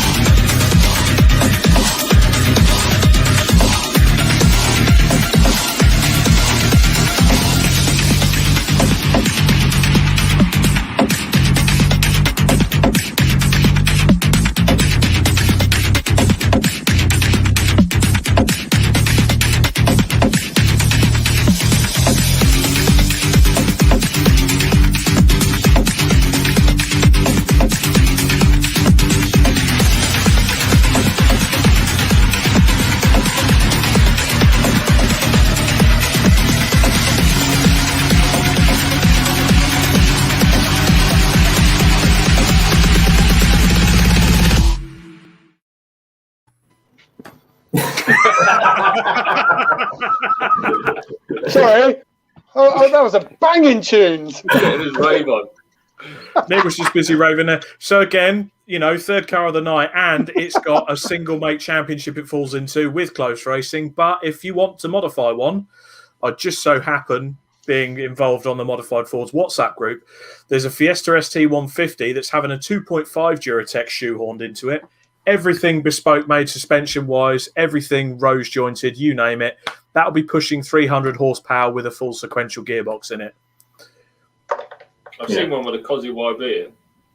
Yeah, there's several that do that as well. There's some. So again, there is scope as well. I didn't actually mention this really with the Honda Civic as well, but it has a bit of a following. It's part of the, you know, it kind of falls under the Ford umbrella, so you'll get a bit of a following with it, as do the Type Rs as well. So that kind of appeals to a new audience. Again, trying to get the crowds into club racing, appeal to the tuner groups, and go, look, you can go racing. Yeah. Come race cars. So all of those three cars, they all can fit into those 20-odd championships. You know, the Civic, the 102, and the Fiesta, all find classes in 20+ championships. You know, you can pick up an ex-Fiesta Junior car, which is likely to have been crashed at some point because they haven't actually got any imagination, young people, have they? They forget how much it's going to hurt if you crash. They can't think about that. They bounce. Kids bounce. That's the problem. Yeah. And they've got things like ASTs on them, and you can pick one of those up second hand for $8,000-ish, something like that. Fully specced, you know, just jump in, and it's got a better cage because obviously they're looking after the age group and everything like that. They're a great value car. Fantastic. Just back to some comments quickly. Phil Neal makes a good point. Keep your eyes peeled for the Solar Motorsport Mark 7 Fiesta in that series this year. I know Gareth Broadbent's making the move to the Fiesta Championship in the blue car this year, so we'll see how he gets on. I do like them. They are lovely. Jonathan Bevan, proper power from the engine with up to 400 brake horsepower. Is he still on about the K20? I mean, well, if you look at Kester CRUK ran a Fiesta, and he had it on low boost, and it was top of Class B in championship and trophy races. So it's just got a good car, I think. Ask Steph what state his pants were in after the Ford Fair show at Castle Combe 2 years ago. Pure Ford, sorry. Bloody Ford show, I don't know. I'm not actually too sure. I'm pretty sure he cranked up the power, and that thing flies. That is a quick car. It's great. To be fair, I think he had switchable maps because he was doing Super Cup at the same time, wasn't he? Some races he would be Class S and some Class B. Yeah. So I think he turned it up to 11 in a Spinal Tap tribute and cranked that shit up. It was good. That thing is awesome. And he got that car with a boner. Oh yes, yeah, Kester can pedal. Certainly, Kester can pedal. Mario Neofitu, I was working at Ford when they were developing the engine for the ST150, and they had to really restrict it with mild cams and a crap ECU. Otherwise, it would have rivaled the ST170. The problem is the ST170 is too bloody heavy, and they really pegged that back as well, but we won't go into that. Ford didn't want that, of course. But the thing is, the Duratec engine is really tunable. Is it? With decent cams, yes. And it's... Yeah, see, you're talking money. You're talking a lot of money. That's it. You're in the realms of cams, not really... ECUs, and throttle bodies. I know. It's to be fair, it's one of those. If I knew what I knew now, I would have taken the engine out of a Fiesta. I'd have taken the Duratec engine out and put that in the Focus and had the same work done to it because I would have got more out of it. But if I knew what I knew now, I wouldn't have got involved with racing. Shut up, you tart. He bloody. Yeah, it'd be good though, wouldn't it? It'd be good though, wouldn't it? If you could come back knowing what you know now. Yeah, it's that magical. It's that magical pill you could. Yeah. We all want a. Yeah, we all want a time machine. Right, Jonathan, I do apologise. I missed your earlier comment. Calm down, dear. He's getting a bit stressy in the comments. I think the new Civic. I think Jonathan the new. Bevan getting stressy. Yeah, I think the new Civic will be the EcoBoost Fiesta. We are running one in Time Attack. Yeah, fair enough. Proper power from the engine, up to 400 brake horsepower. Phil, of course, has said, Gareth ran his in Time Attack at the time, so you can get some serious, power out of them. And it was an EcoBoost, forged bottom headwork with Garrett turbo, kept letting go after 370 brake. To be honest, I think with Gareth, there was a bit of an issue with the state of the engine work actually carried out in the first place, but we won't go into that. But yeah, that could well be one for the future. But we will come across that later in the show. We must move on because we are dragging past our time. We've been on air for an hour and 20 minutes already, lads. Fucking hell. Oh, I know. If someone tunes in right now and they hear us talking about bloody Fords, fucking hell, we're never going to the end of it. I know. Now, for the fourth one... Sorry, Ford fans. Don't shoot me. Yeah, you're dead now, Vauxhall bitch. Anyway, our fourth car on the list you will quite commonly see in front of hairdressers, and about 2 million of them are racing on the UK Club Circuit Tour at any time. True At facts. once, I think. Yeah. True facts. Yeah, the MSA carried out a survey, and in one weekend with 5 MX5 championships, there was about 2.5 million cars racing in one weekend. It was. That is not an exaggeration. They're fucking everywhere. It's not. Absolutely no exaggeration whatsoever with any of these figures. So number 4 on our list is, of course, the lovely, venerable Mazda MX-5. And why pick it? Front engined, rear-wheel drive. It's a cute little thing. Look at it. It looks so happy. It's the closest you're going to get to a proper go-kart, isn't it? I'd love to have a go in one of those. I just don't think I'd fit. You just look like a dick, yeah.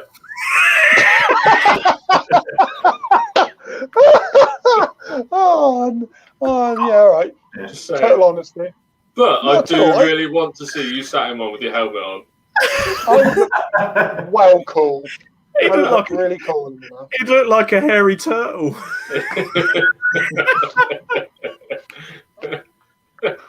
If you have an MX-5 and you would like to see what a hairy turtle looks like sat inside, Yeah, he's not. He doesn't have to race it. I just want to see him sat in it in his race gear, just to see how stupid he looks. So I think they're great, and if you're going to go into rear-wheel drive and you want to learn racecraft with competitive racing, they are fantastic. The only thing is, every time I see them, I just think, I ain't driving one of those in the rain. I'm too old. I'd love it. I absolutely love it. Don't want to get wet. That would be great fun. That would be great fun. And of course, it's, again, on our list, it's got a single make spec championship. I think there's about 5 different championships for the Mazda MX-5. So you can pick the cars. I think I've seen Mark 1 Mazda MX-5 Cup cars for about less than $5,000 even. Yeah. I've even seen them for as low as 3. I mean, even the newer top-end Super Cup cars are 10-ish, 10, 11. Yeah. They're not silly money.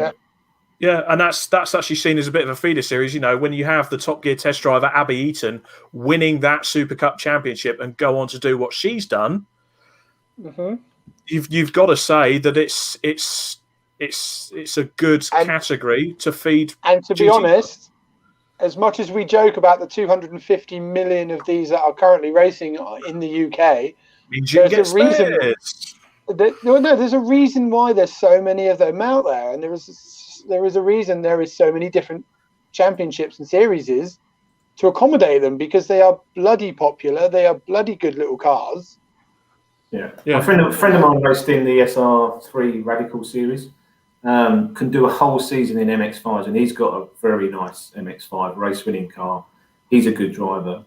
He can do a whole season in MX-5s for the same as one weekend in the SR3 series.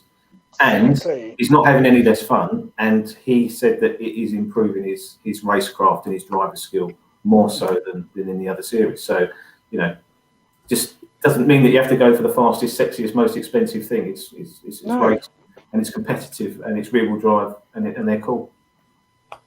Yeah, Shuwei makes a good comment as well. Abby Eaton actually went on to try and do V8 supercars. She did. She raced in the Super 2 series at the Adelaide 500.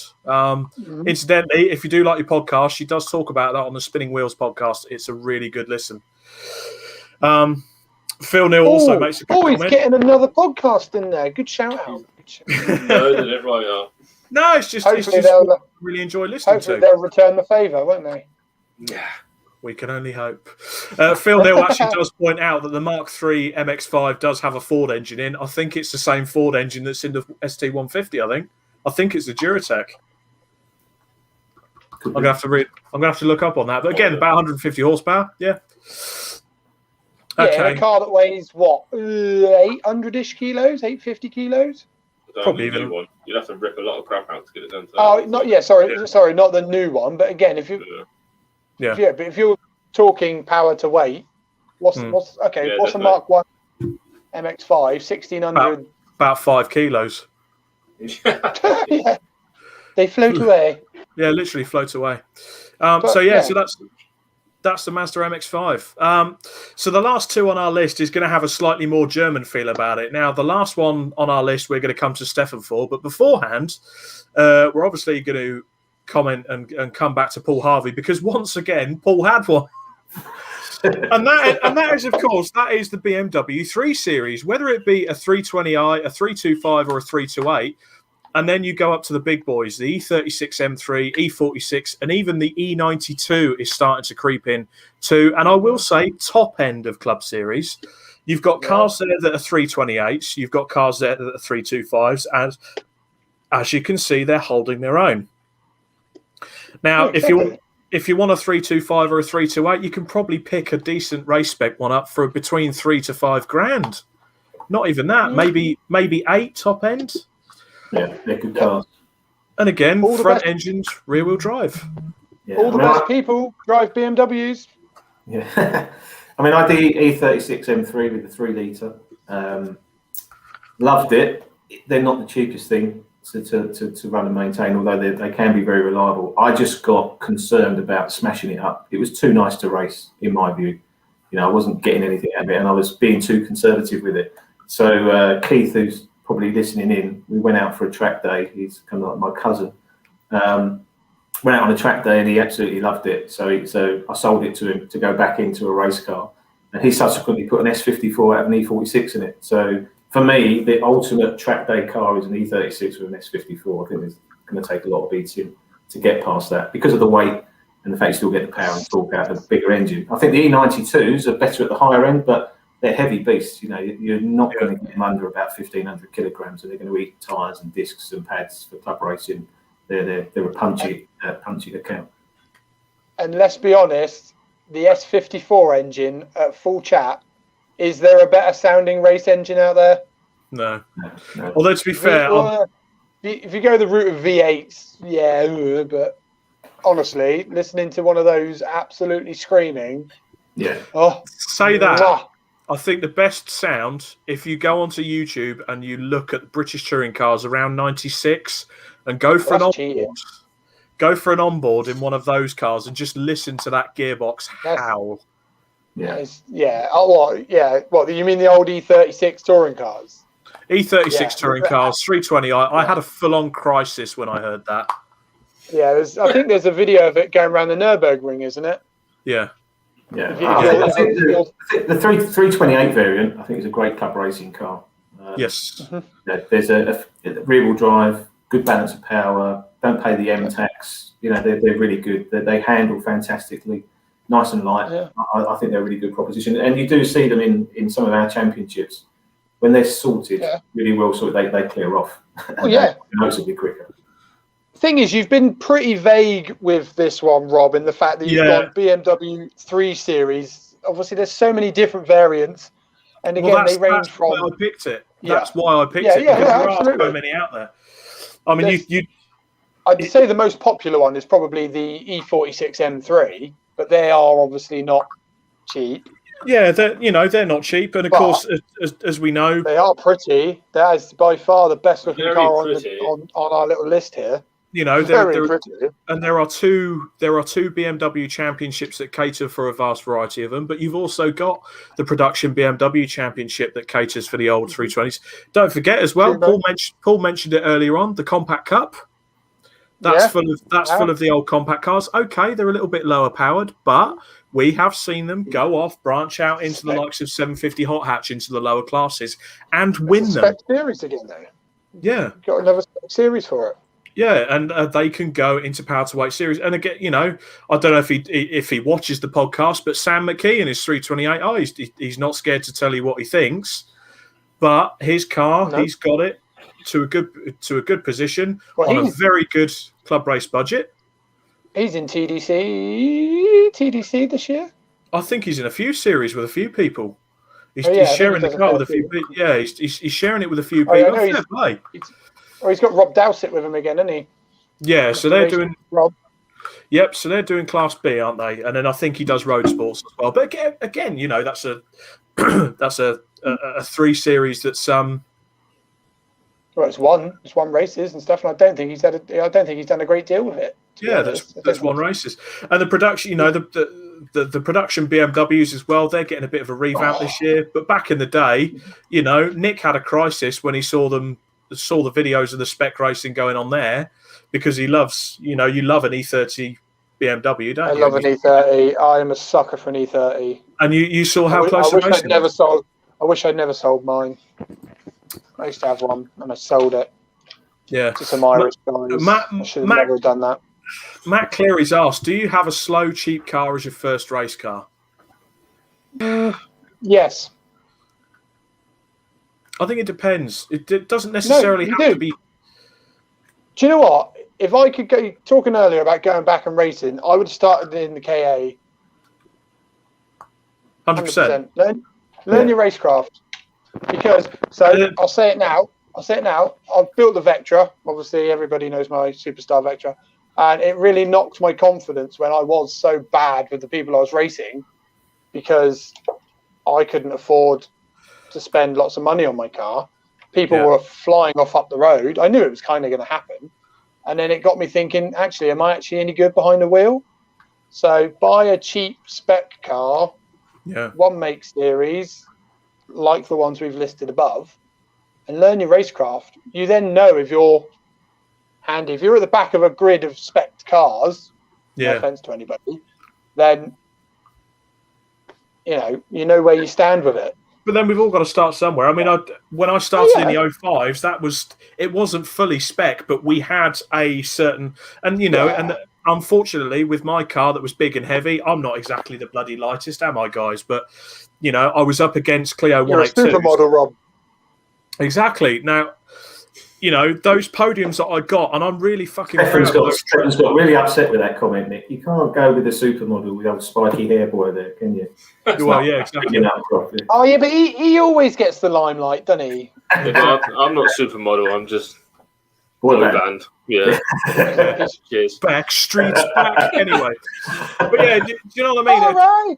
Yeah, it's the thing is, Nick, and I know I say this to you constantly, but those trophies up on the bookcase, I fucking earned them because I drove my absolute nuts up at Liddon Hill and went, and I was developing the car for that series. We were all trying to get onto a level playing field and mix everything up, and I earned it, and I learned my racecraft, and it was brilliant because it was a production-based series. Unfortunately, it didn't turn out. The series eventually went, which is a shame.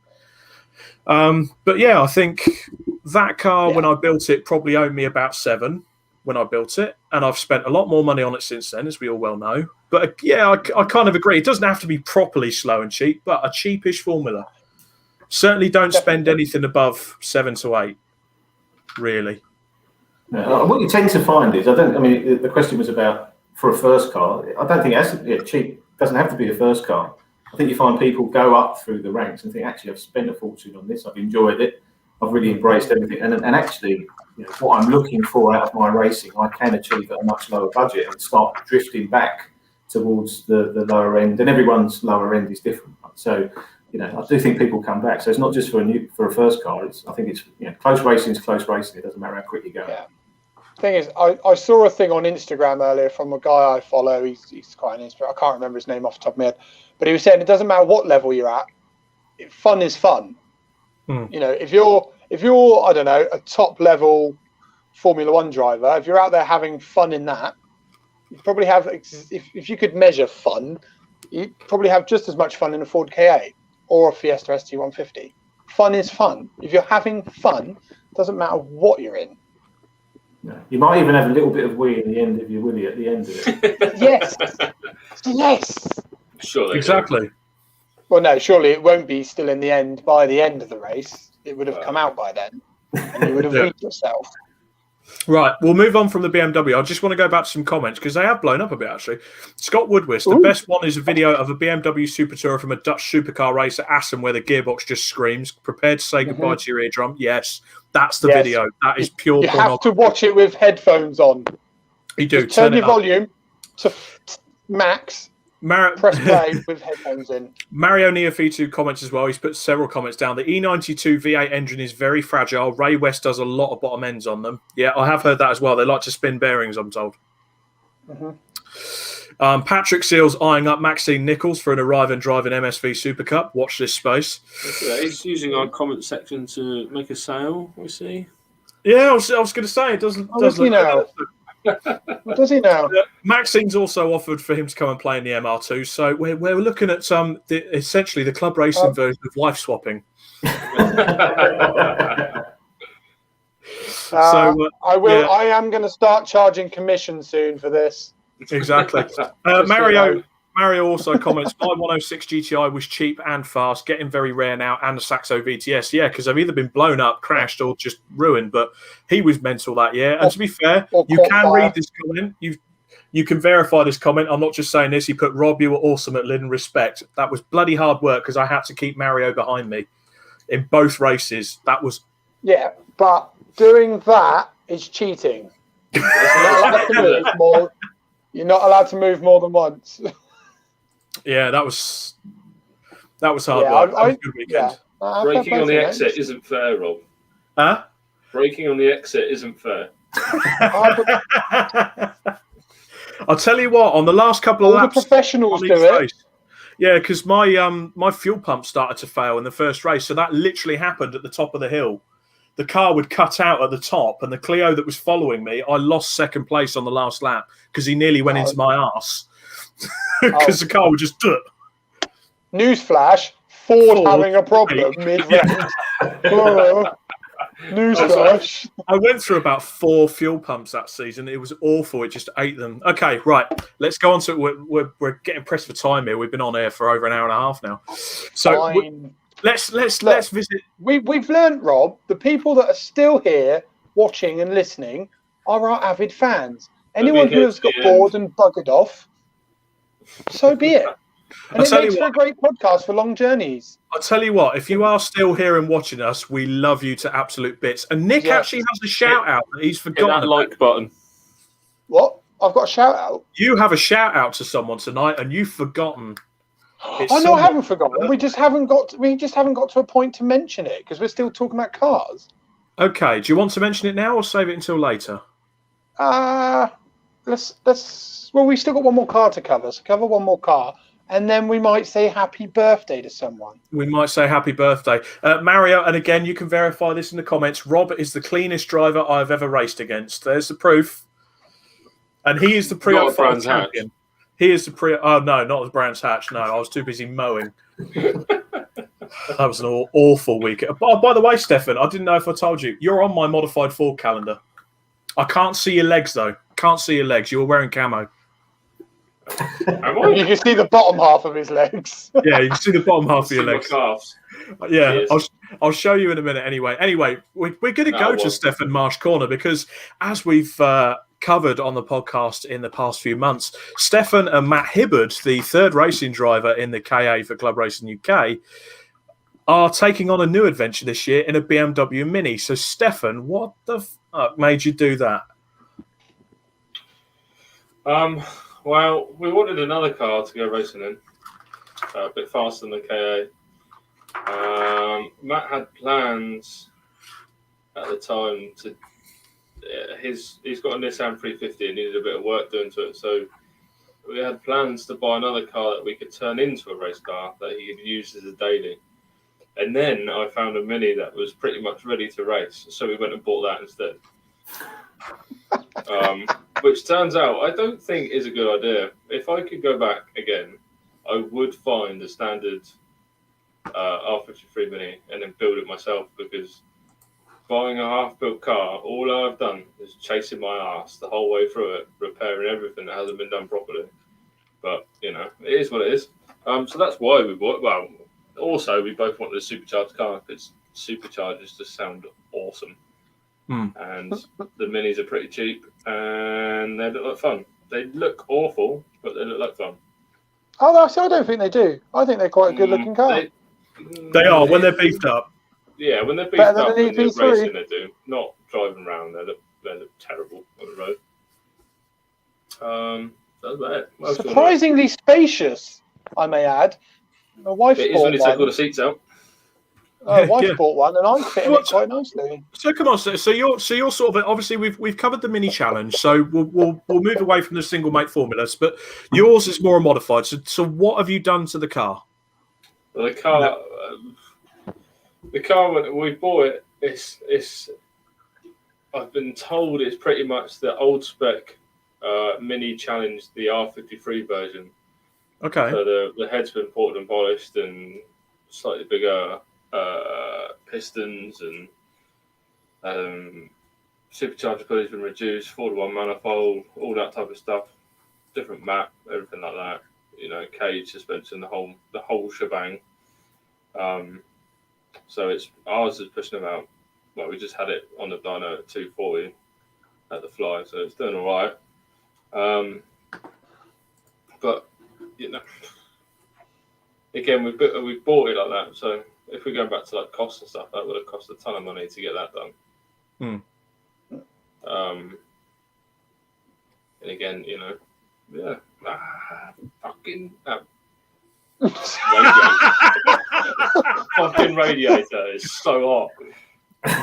Oh, I love it. Oh, nobody who's listening to the podcast is going to get to see that reaction. No. That was so funny. That was classic. Well, if you are listening to the audio version of the podcast at a later date, Stefan is off to the Burns unit after this. Yep. And it wasn't because we've roasted him over his hairstyle or constantly needing to pee. Right. Hey, so this is good. He hasn't got up yet, and it's been you haven't got up minutes. yet. Stefan, I see think a this is a doctor, record. mate. Yeah, I was going to say, Stefan, see a doctor, mate. That's not normal. Good. Or put a cold beer on your elbow. Yeah, cold beer on your elbow. So, I mean, to be honest, BMW Minis, I do see them quite often as well. Again, spread across quite a few. They're everywhere. They are everywhere. So what makes them so popular? I think because they're now quite cost effective to buy. They're a lot cheaper than quite a few cars, but then I don't know if that's a good thing or a bad thing because reliability wise, I don't think they're that good. They're very awkward to work on. The parts are quite expensive. You're really not selling this car, mate. Well, but they're popular, aren't they? You're a terrible salesman. You've got the Minis now on the British touring car scene. Yeah. So that's just making them popular. So people want to. I mean, they're great cars. They're so much fun to drive. That supercharged one when you're just cranking it is awesome. And it sticks like glue. I mean, a lot of people say they get very twitchy on the rear end. I mean, I haven't experienced that yet, but maybe I'm just not driving it hard enough, or we've got an awesome setup, or I'm just good at driving. Take your pick. I know which one. I know which one I'm going with. But I think that's for all your needs.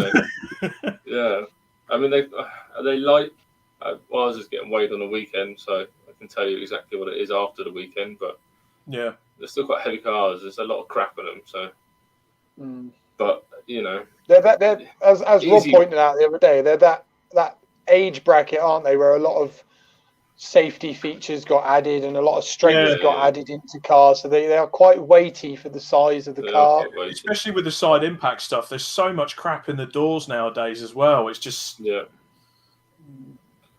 but they're cool little cars. They're so cool. I think it's probably it's the supercharger. I think that drags everyone to them because it's just awesome. You can hear yours and Matt's car coming a bloody mile off. I'd love to see how many times we have to service that in a year because that is a nightmare of a job. So if it's multiple services in a year for the supercharger, then I think we'll bin it off and get something else. Fair enough. And although to be fair, the whole front end of the car apart to get it out. To be fair, Steph, just think, you don't have a horn in racing, but if you're in traffic during an endurance race and they can hear you coming a mile off, and they're thinking, what the fuck is that? Oh, it's just Stefan, and he's just there in the mirror.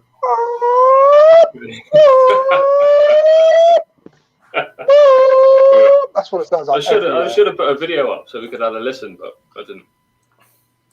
Didn't think to. I did ask if you had any. You said pictures. I said pictures, but you could have said, "Oh, Rob, can I put a video up because my supercharger sounds sexy?" I'd been like, "You know what, Steph? Absolutely fucking not." I didn't. There's a YouTube video though. Just go on the Car Racing UK YouTube page, and there's an onboard video of it on there. There's some top quality pornography on there, automotive pornography, by the way. Yes. That's what I was getting at. Calm down, Nick. Fucking hell. We got to try and. Yeah, don't worry. There will be no nudity from me this week. But going back to the Minis, the R56 is a bit more expensive, the turboed version. Yeah. But the Mini Challenge do sell parts for them direct from Mini Challenge, and I've had the price list, and the price lists are actually quite reasonable prices. Okay. So. But I've heard the R56 is less reliable than the R53, so So whatever you fancy. okay. Well, the last thing. If you own an R53 or R56 and regularly race it, let us know the kind of cost. The and gearbox prices should be right, though, because it's the same gearbox as Rob's got in his car. G-Track. G-Track 6-speed. It's in a Ford. I know. It's just a German gearbox, mate. It's just is what it is. I think to be fair, mine's a G-Rag, whatever it's called, Get Rag. Yeah. So right, a little debate before we head on to the competitions and wrap up the podcast. So we've gone over what cars are most versatile. So that's our list. If you disagree with it, don't care, but put some comments up. Just quickly, just debate time, as you say. Get your comments in for any cars you think we've missed. Or think we've missed, but the same, cars we've missed. But what cars do you think should be out there that aren't? Vauxhall Vectra, 100%. I was trying to be serious, but that's kind of killed that. Okay, I mean, to be honest, I'll put one up there straight away because I have seen them in Track Day Championship, but I've rarely seen them elsewhere, and that's a Toyota Celica T-Sport. The Toyota T-Sport range, 190 horsepower, out the box, same as a Honda, very revvy. To me, with a car like that, why aren't they full of them? Yeah, those 7 Motorsport prepared cars are really good. Those Celicas, they got big wing on the back, nice splitter, get nice and light, naturally aspirated. They're at the front in Class B and Class C, the championships that you're running in. They're actually really good cars, and 7 Motorsport prepare them really well. But I'm surprised you don't see more of them, to be fair. Yeah, they're good-looking cars as well. Actually, that shape of Celica, I don't know what shape it is, but they do look cool. Yeah. Ed Whitehouse comments as well. Caterham, Westfield, and low cost, loads about with the following, and they fit. Yeah, to be honest, as well as the single mate championships, you see a fair few of them in kind of CNC heads and stuff like that. So they get a bit of a out there. They're a little bit popular, but again, they're a bit special, aren't they? You have to have a bit of an acquired taste. Certainly, if I was in that field and I've got a Caterham next to me, you wouldn't see it. It'd be below your door line. Yeah, but they're. The thing is, our list, we've gone with what's the most popular. We put our little post up, and literally every post was Civic, MX-5, Clio, blah blah blah blah. But we know there are tons of cars out there. Tons of cars. Even the likes of single seaters. There's not a single seater on our list. But the F1000 is the most. F1000. Yeah, we spoke about it. So myself and Nick spoke about it earlier. We did get a message from Sarah Fraser. So a big shout out to you, Sarah. Thank you for messaging. And happy anniversary to Sarah as well. Yes. Happy anniversary to her. She can't tune in tonight. She's got the winning anniversary. But the F1000, you can race that in F1000, or you can go and do Monoposto series, and it's it's a spec series, specific control parts. You don't have to spend the end of the earth, and some of the other stuff in the sort of Monoposto. They're faster than F4s. Yeah. Those Jedi, those F1000s, they're like faster than Formula Ford F4 stuff. They're bloody fast. Yeah. But, you do have to pay a little bit more for stuff like that. So if single seaters is your bag, there's tons of options out there for them as well. Yeah, there's a couple more comments. So Russ Harding, who's on the Racers Lounge, of course, Paul, he's put BMW 130i. That's a good show. I suppose you don't see more of them. Road guys are looking at bringing a few in, and they were competitive in championships we were running in. Rear-wheel drive, naturally. So what if you went BMW 1 Series as a whole? You got the BMW 116 trophy. Good-looking series. Yeah, but again, I think with that, it's the power side of it. Take that car out of the series. Would you be able to take that elsewhere and be competitive as a more versatile car, if you know what I mean? I know they're working on a more powerful package, aren't they? Yeah, I know Jez and the 4040 lot are working on taking their 116s, not out of the BMW 116, but I know they're making a package for the road sports, aren't they, and things like that. So. Yeah. I think they've run quite well in the lower class and like Championships, so running against the Fisher ST150. I should run with them. Yeah, wouldn't be far off them, surely. Yeah. The enemy of the 1 Series is the weight, isn't it? They're not a light car, so you need torque and power to get them going down the road. Fatness. Yeah. But then there's lots of parts that come over from M3s and stuff that bolt straight on. So I am surprised you don't see more. Yeah, exactly. I will say the Graves 130 or 135, 130, whatever engine size that thing's at. The Graves one is bloody awesome. It looks awesome. Yeah, it's a 130. Yeah, it is a 130. Cameron's commented as well, mentioning a Buckmore Park. We are coming to that. I did put it in the news, but I've deliberately saved it for the end because it's something that needs a bit more awareness as well. I'll share the hell out of it. But we'll come to that at the end, Cameron. Don't worry about it.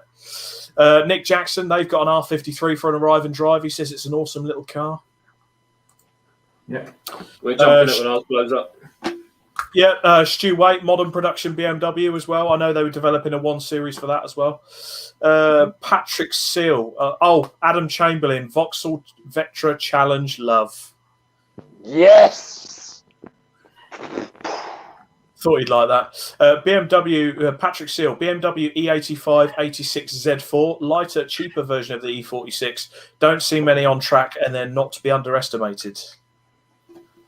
Yeah, I think there's a Z car series, isn't there? It's not really picked up though, is it? No.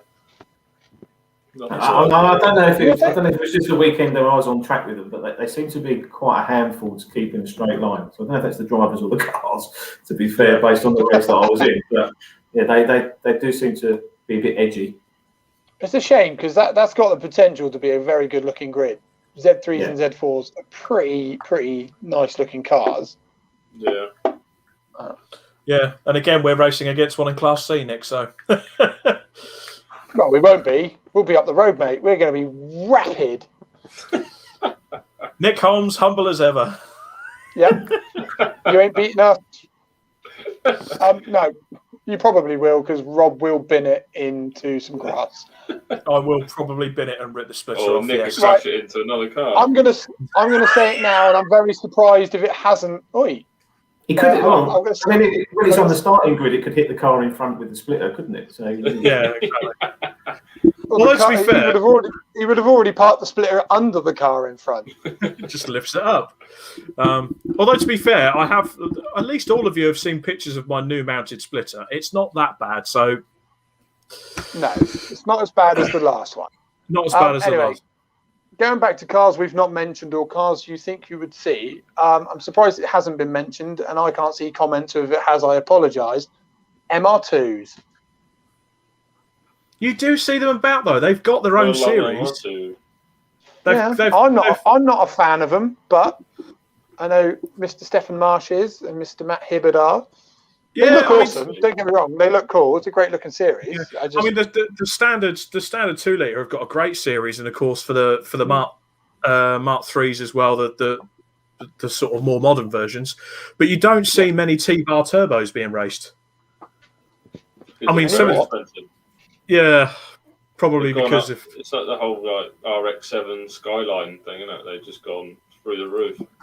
Retro powerful cars. Yeah. Syntax. Yeah, Chris Pearson. I'd love to see a Nissan 350 370 Z series. That'd be quite good. Well, ask Matt about the Z series. So, for the record, was it when we first started the KAs, Steph? Yeah. So Matt and Steph, it was their first time ever racing. They were getting all excited, and then Matt saw Z cars on the list of cars that were racing. So he was like, "Oh my god!" Because he owns a 350Z. So he was like, "Oh, this is going to be amazing!" And he turned up, and obviously it was BMW Z cars, and he was massively disappointed. I remember that because you guys deliberately didn't tell him, did you? No. Nope. We knew it wasn't 350 into 370Zs, but he did not. Exactly. Right. Okay. At this point, then it's time to come off our debate. So Any comments? Thank you very much, guys. I mean, the only there's 2 new comments. Sorry, they've literally only just flashed up. Oh, there you go. They've only just flashed up. Okay, Phil Neal, RS200s. There was only 200 of them built, mate. Most of them are rallying. I love an RS200, mate. You know that. Classic Ford, but you won't get a circuit full of them. They're just too chuffing rare. It would look so fucking cool. The turbo lag would be... Can you imagine the turbo lag off the line? Just crawling at 30 miles an hour. Then the turbo kicks 53, it finally kicked in. And they go from lap 53 to lap 70 like that. Yeah. Unreal, exactly. Mario Neofitu, isn't it funny that nobody has mentioned a Volkswagen considering they invented the hot hatch? How times have changed. Very true. I started in a Mark II Golf. It was my first ever race. You look at, apart from the Mark V production GTI series, the Mark IIs have sort of dwindled a bit because they're starting to turn into a classic. Yeah. So the Mark V production GTIs have done quite well.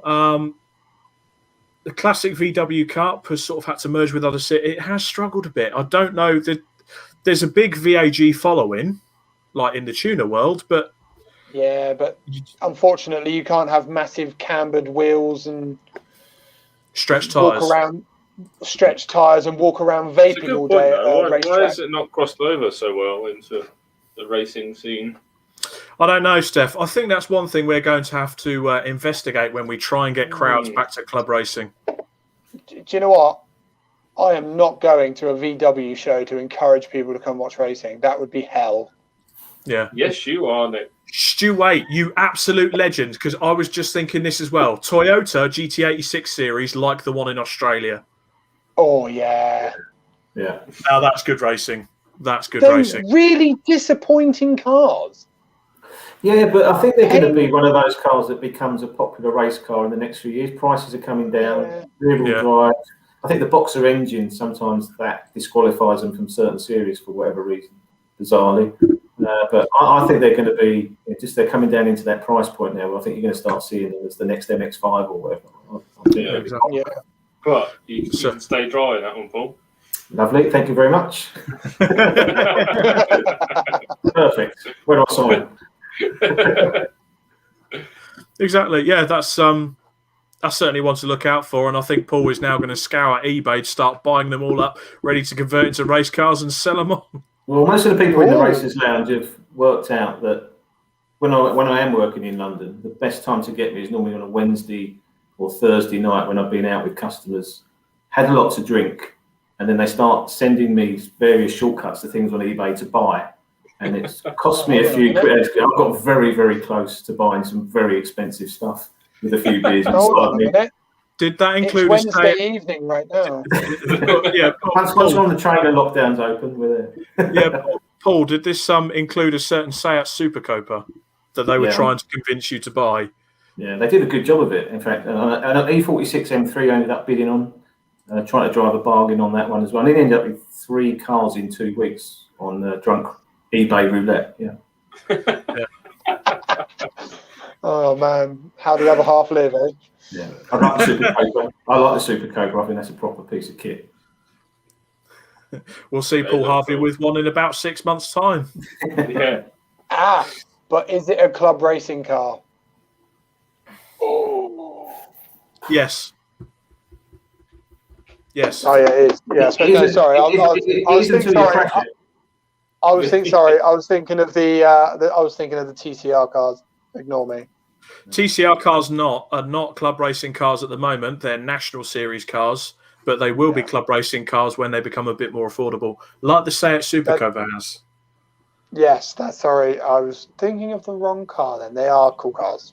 And there is another podcast in that I have wrote what is considered club, but that's going to be covered in the summer as well, because there's a lot with that. Okay, with that, let's play the video for competitions. Woo, competitions. There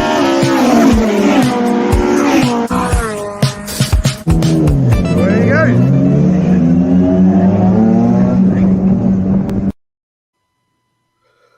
Competitions. Right, before Steph goes in with his £300 challenge. Yeah. I just want to big up. He's a good mate of ours. Okay, Phil Neal. He's been a bit of a psycho. He's cycling, off-road mountain biking, London to Brighton. He's doing 75 miles on the 4th of September. All the proceeds are going to the British Heart Foundation. So if you've got a few quid, go to Solar Motorsport, go to Phil Neal's page. I've posted up a link as well. I posted it up yesterday, and I think Nick might have, or was going to. I'm not sure.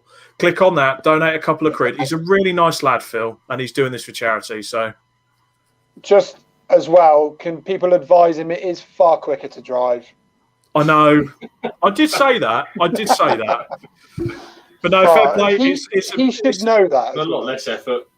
It is a lot less effort. But to be fair, He's a top bloke. He used to do it. To be honest, it is cheating a bit with Phil because he used to do it professionally. Got sponsored by Rockstar Energy for Christ's sake to do his. Yeah, but he used to. Yeah, but that's slightly different bike riding nowadays, Rob. Yeah.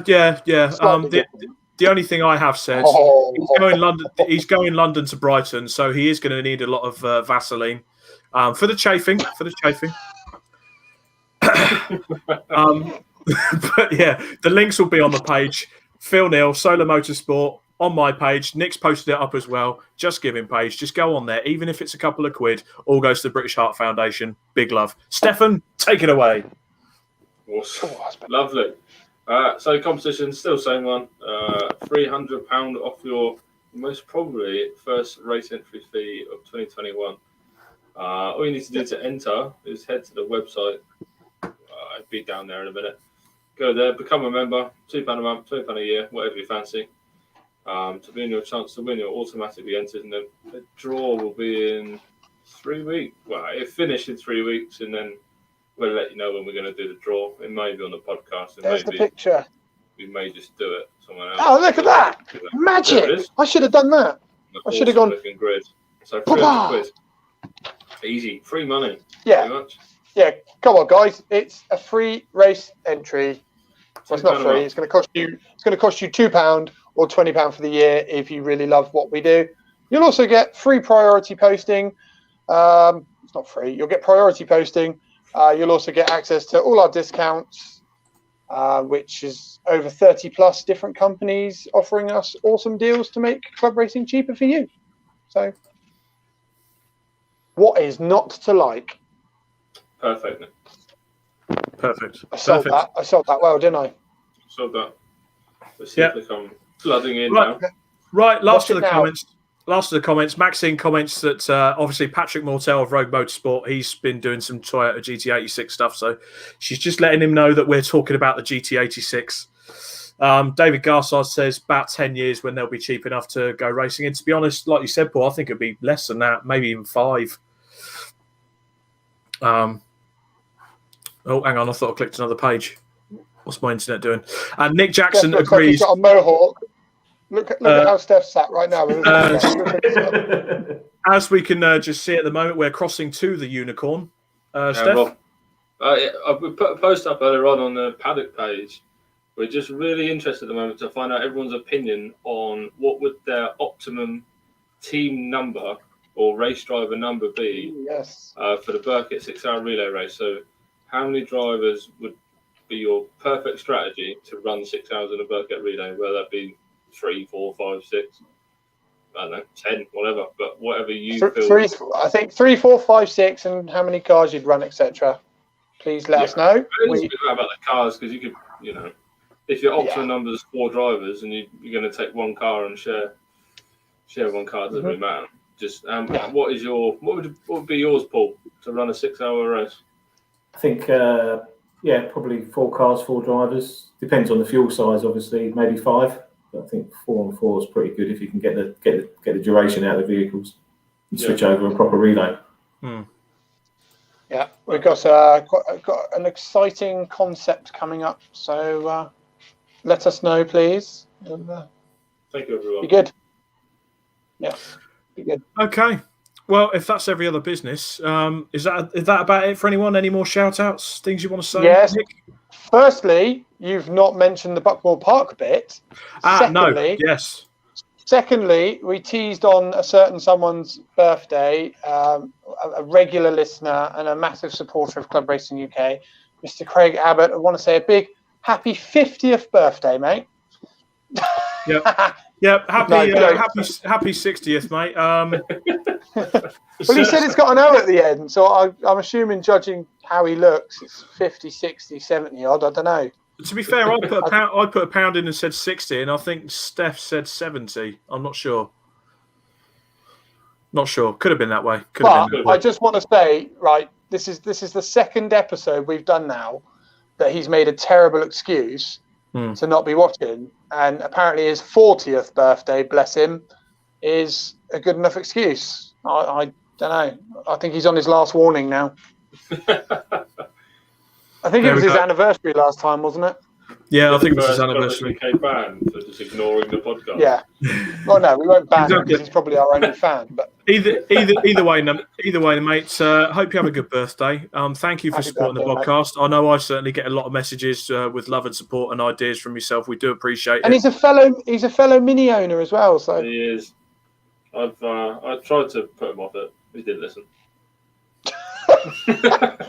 Well, if you didn't put him off of it, you've definitely put everybody else off of it this evening, Steph. 8,500 followers of this podcast, or whatever it is, just sold R53s. Yeah, that's it. We picked up the Honda so much, there was no point, really, was it? Yeah, to be fair, I think we did pretty much just say buy a Honda, didn't we? Pretty much. I'm going to close. Okay, it's on a slightly sad note, but I'll start off actually just by saying good night to everyone. Thank you very much. Just listen to this last segment because this could be the start of things to come, and we need to rally round and support these people. So good night to Stefan Marsh and Nick Holmes. Thank you, as usual, for being brilliant co-hosts. Paul Harvey, thank you so much for coming on. All the best with Icon Events. Thanks, mate. Now, during the week, the news came through from Buckmore Park, a famous car circuit that looked after the likes of Lewis Hamilton, Jenson Button, and they pulled out a pretty horrific statement, which is quite worrying and potentially a sign of things to come from certain areas. As many businesses prepare to reopen their doors after this lockdown, it is with great sadness to announce they won't be doing so, for the time being anyway. Buckmore Park has been closed now for over 200 days since the pandemic began, and like with many businesses in leisure and hospitality, that's caused them huge financial strain. We've been grateful for the grants available to us, but as a larger venue, they are ineligible for many of the early financial support that the smaller venues were able to access. On top of that, they haven't received any insurance payouts for business interruption, which they and the Supreme Court believes they should be entitled to. And as a result, they've had to make redundancies, dramatically cut costs, and it's, obviously a sad time. So the recent speculation is that they are under serious financial strain, so they're going to have to restructure. And you know what? It would be absolutely fucking criminal if a place like Buckmore Park closed. So if you have any spare time, you want to organise a day out with your mates, you want to go and do something, why don't you look at their website and look at doing a day out at Buckmore Park when it opens again? Because I tell you what, that'll probably be the best day out of your life. And if it gets a mate into motorsport, 100%. But we can't let places like Buckmore Park closed. Because at the end of the day, boys and girls, that's our grassroots. And we can't let the grassroots go. Simple as. No. We are meant to be the best motoring and motorsport country in the world. And we can't be if we let places like that go down. It's as simple as that. They need our support. So let's help out where we can. And that ends the podcast. Thank you very much, guys. Have a fantastic evening. And we'll see you in a couple of weeks. See you in 2 weeks. Yeah.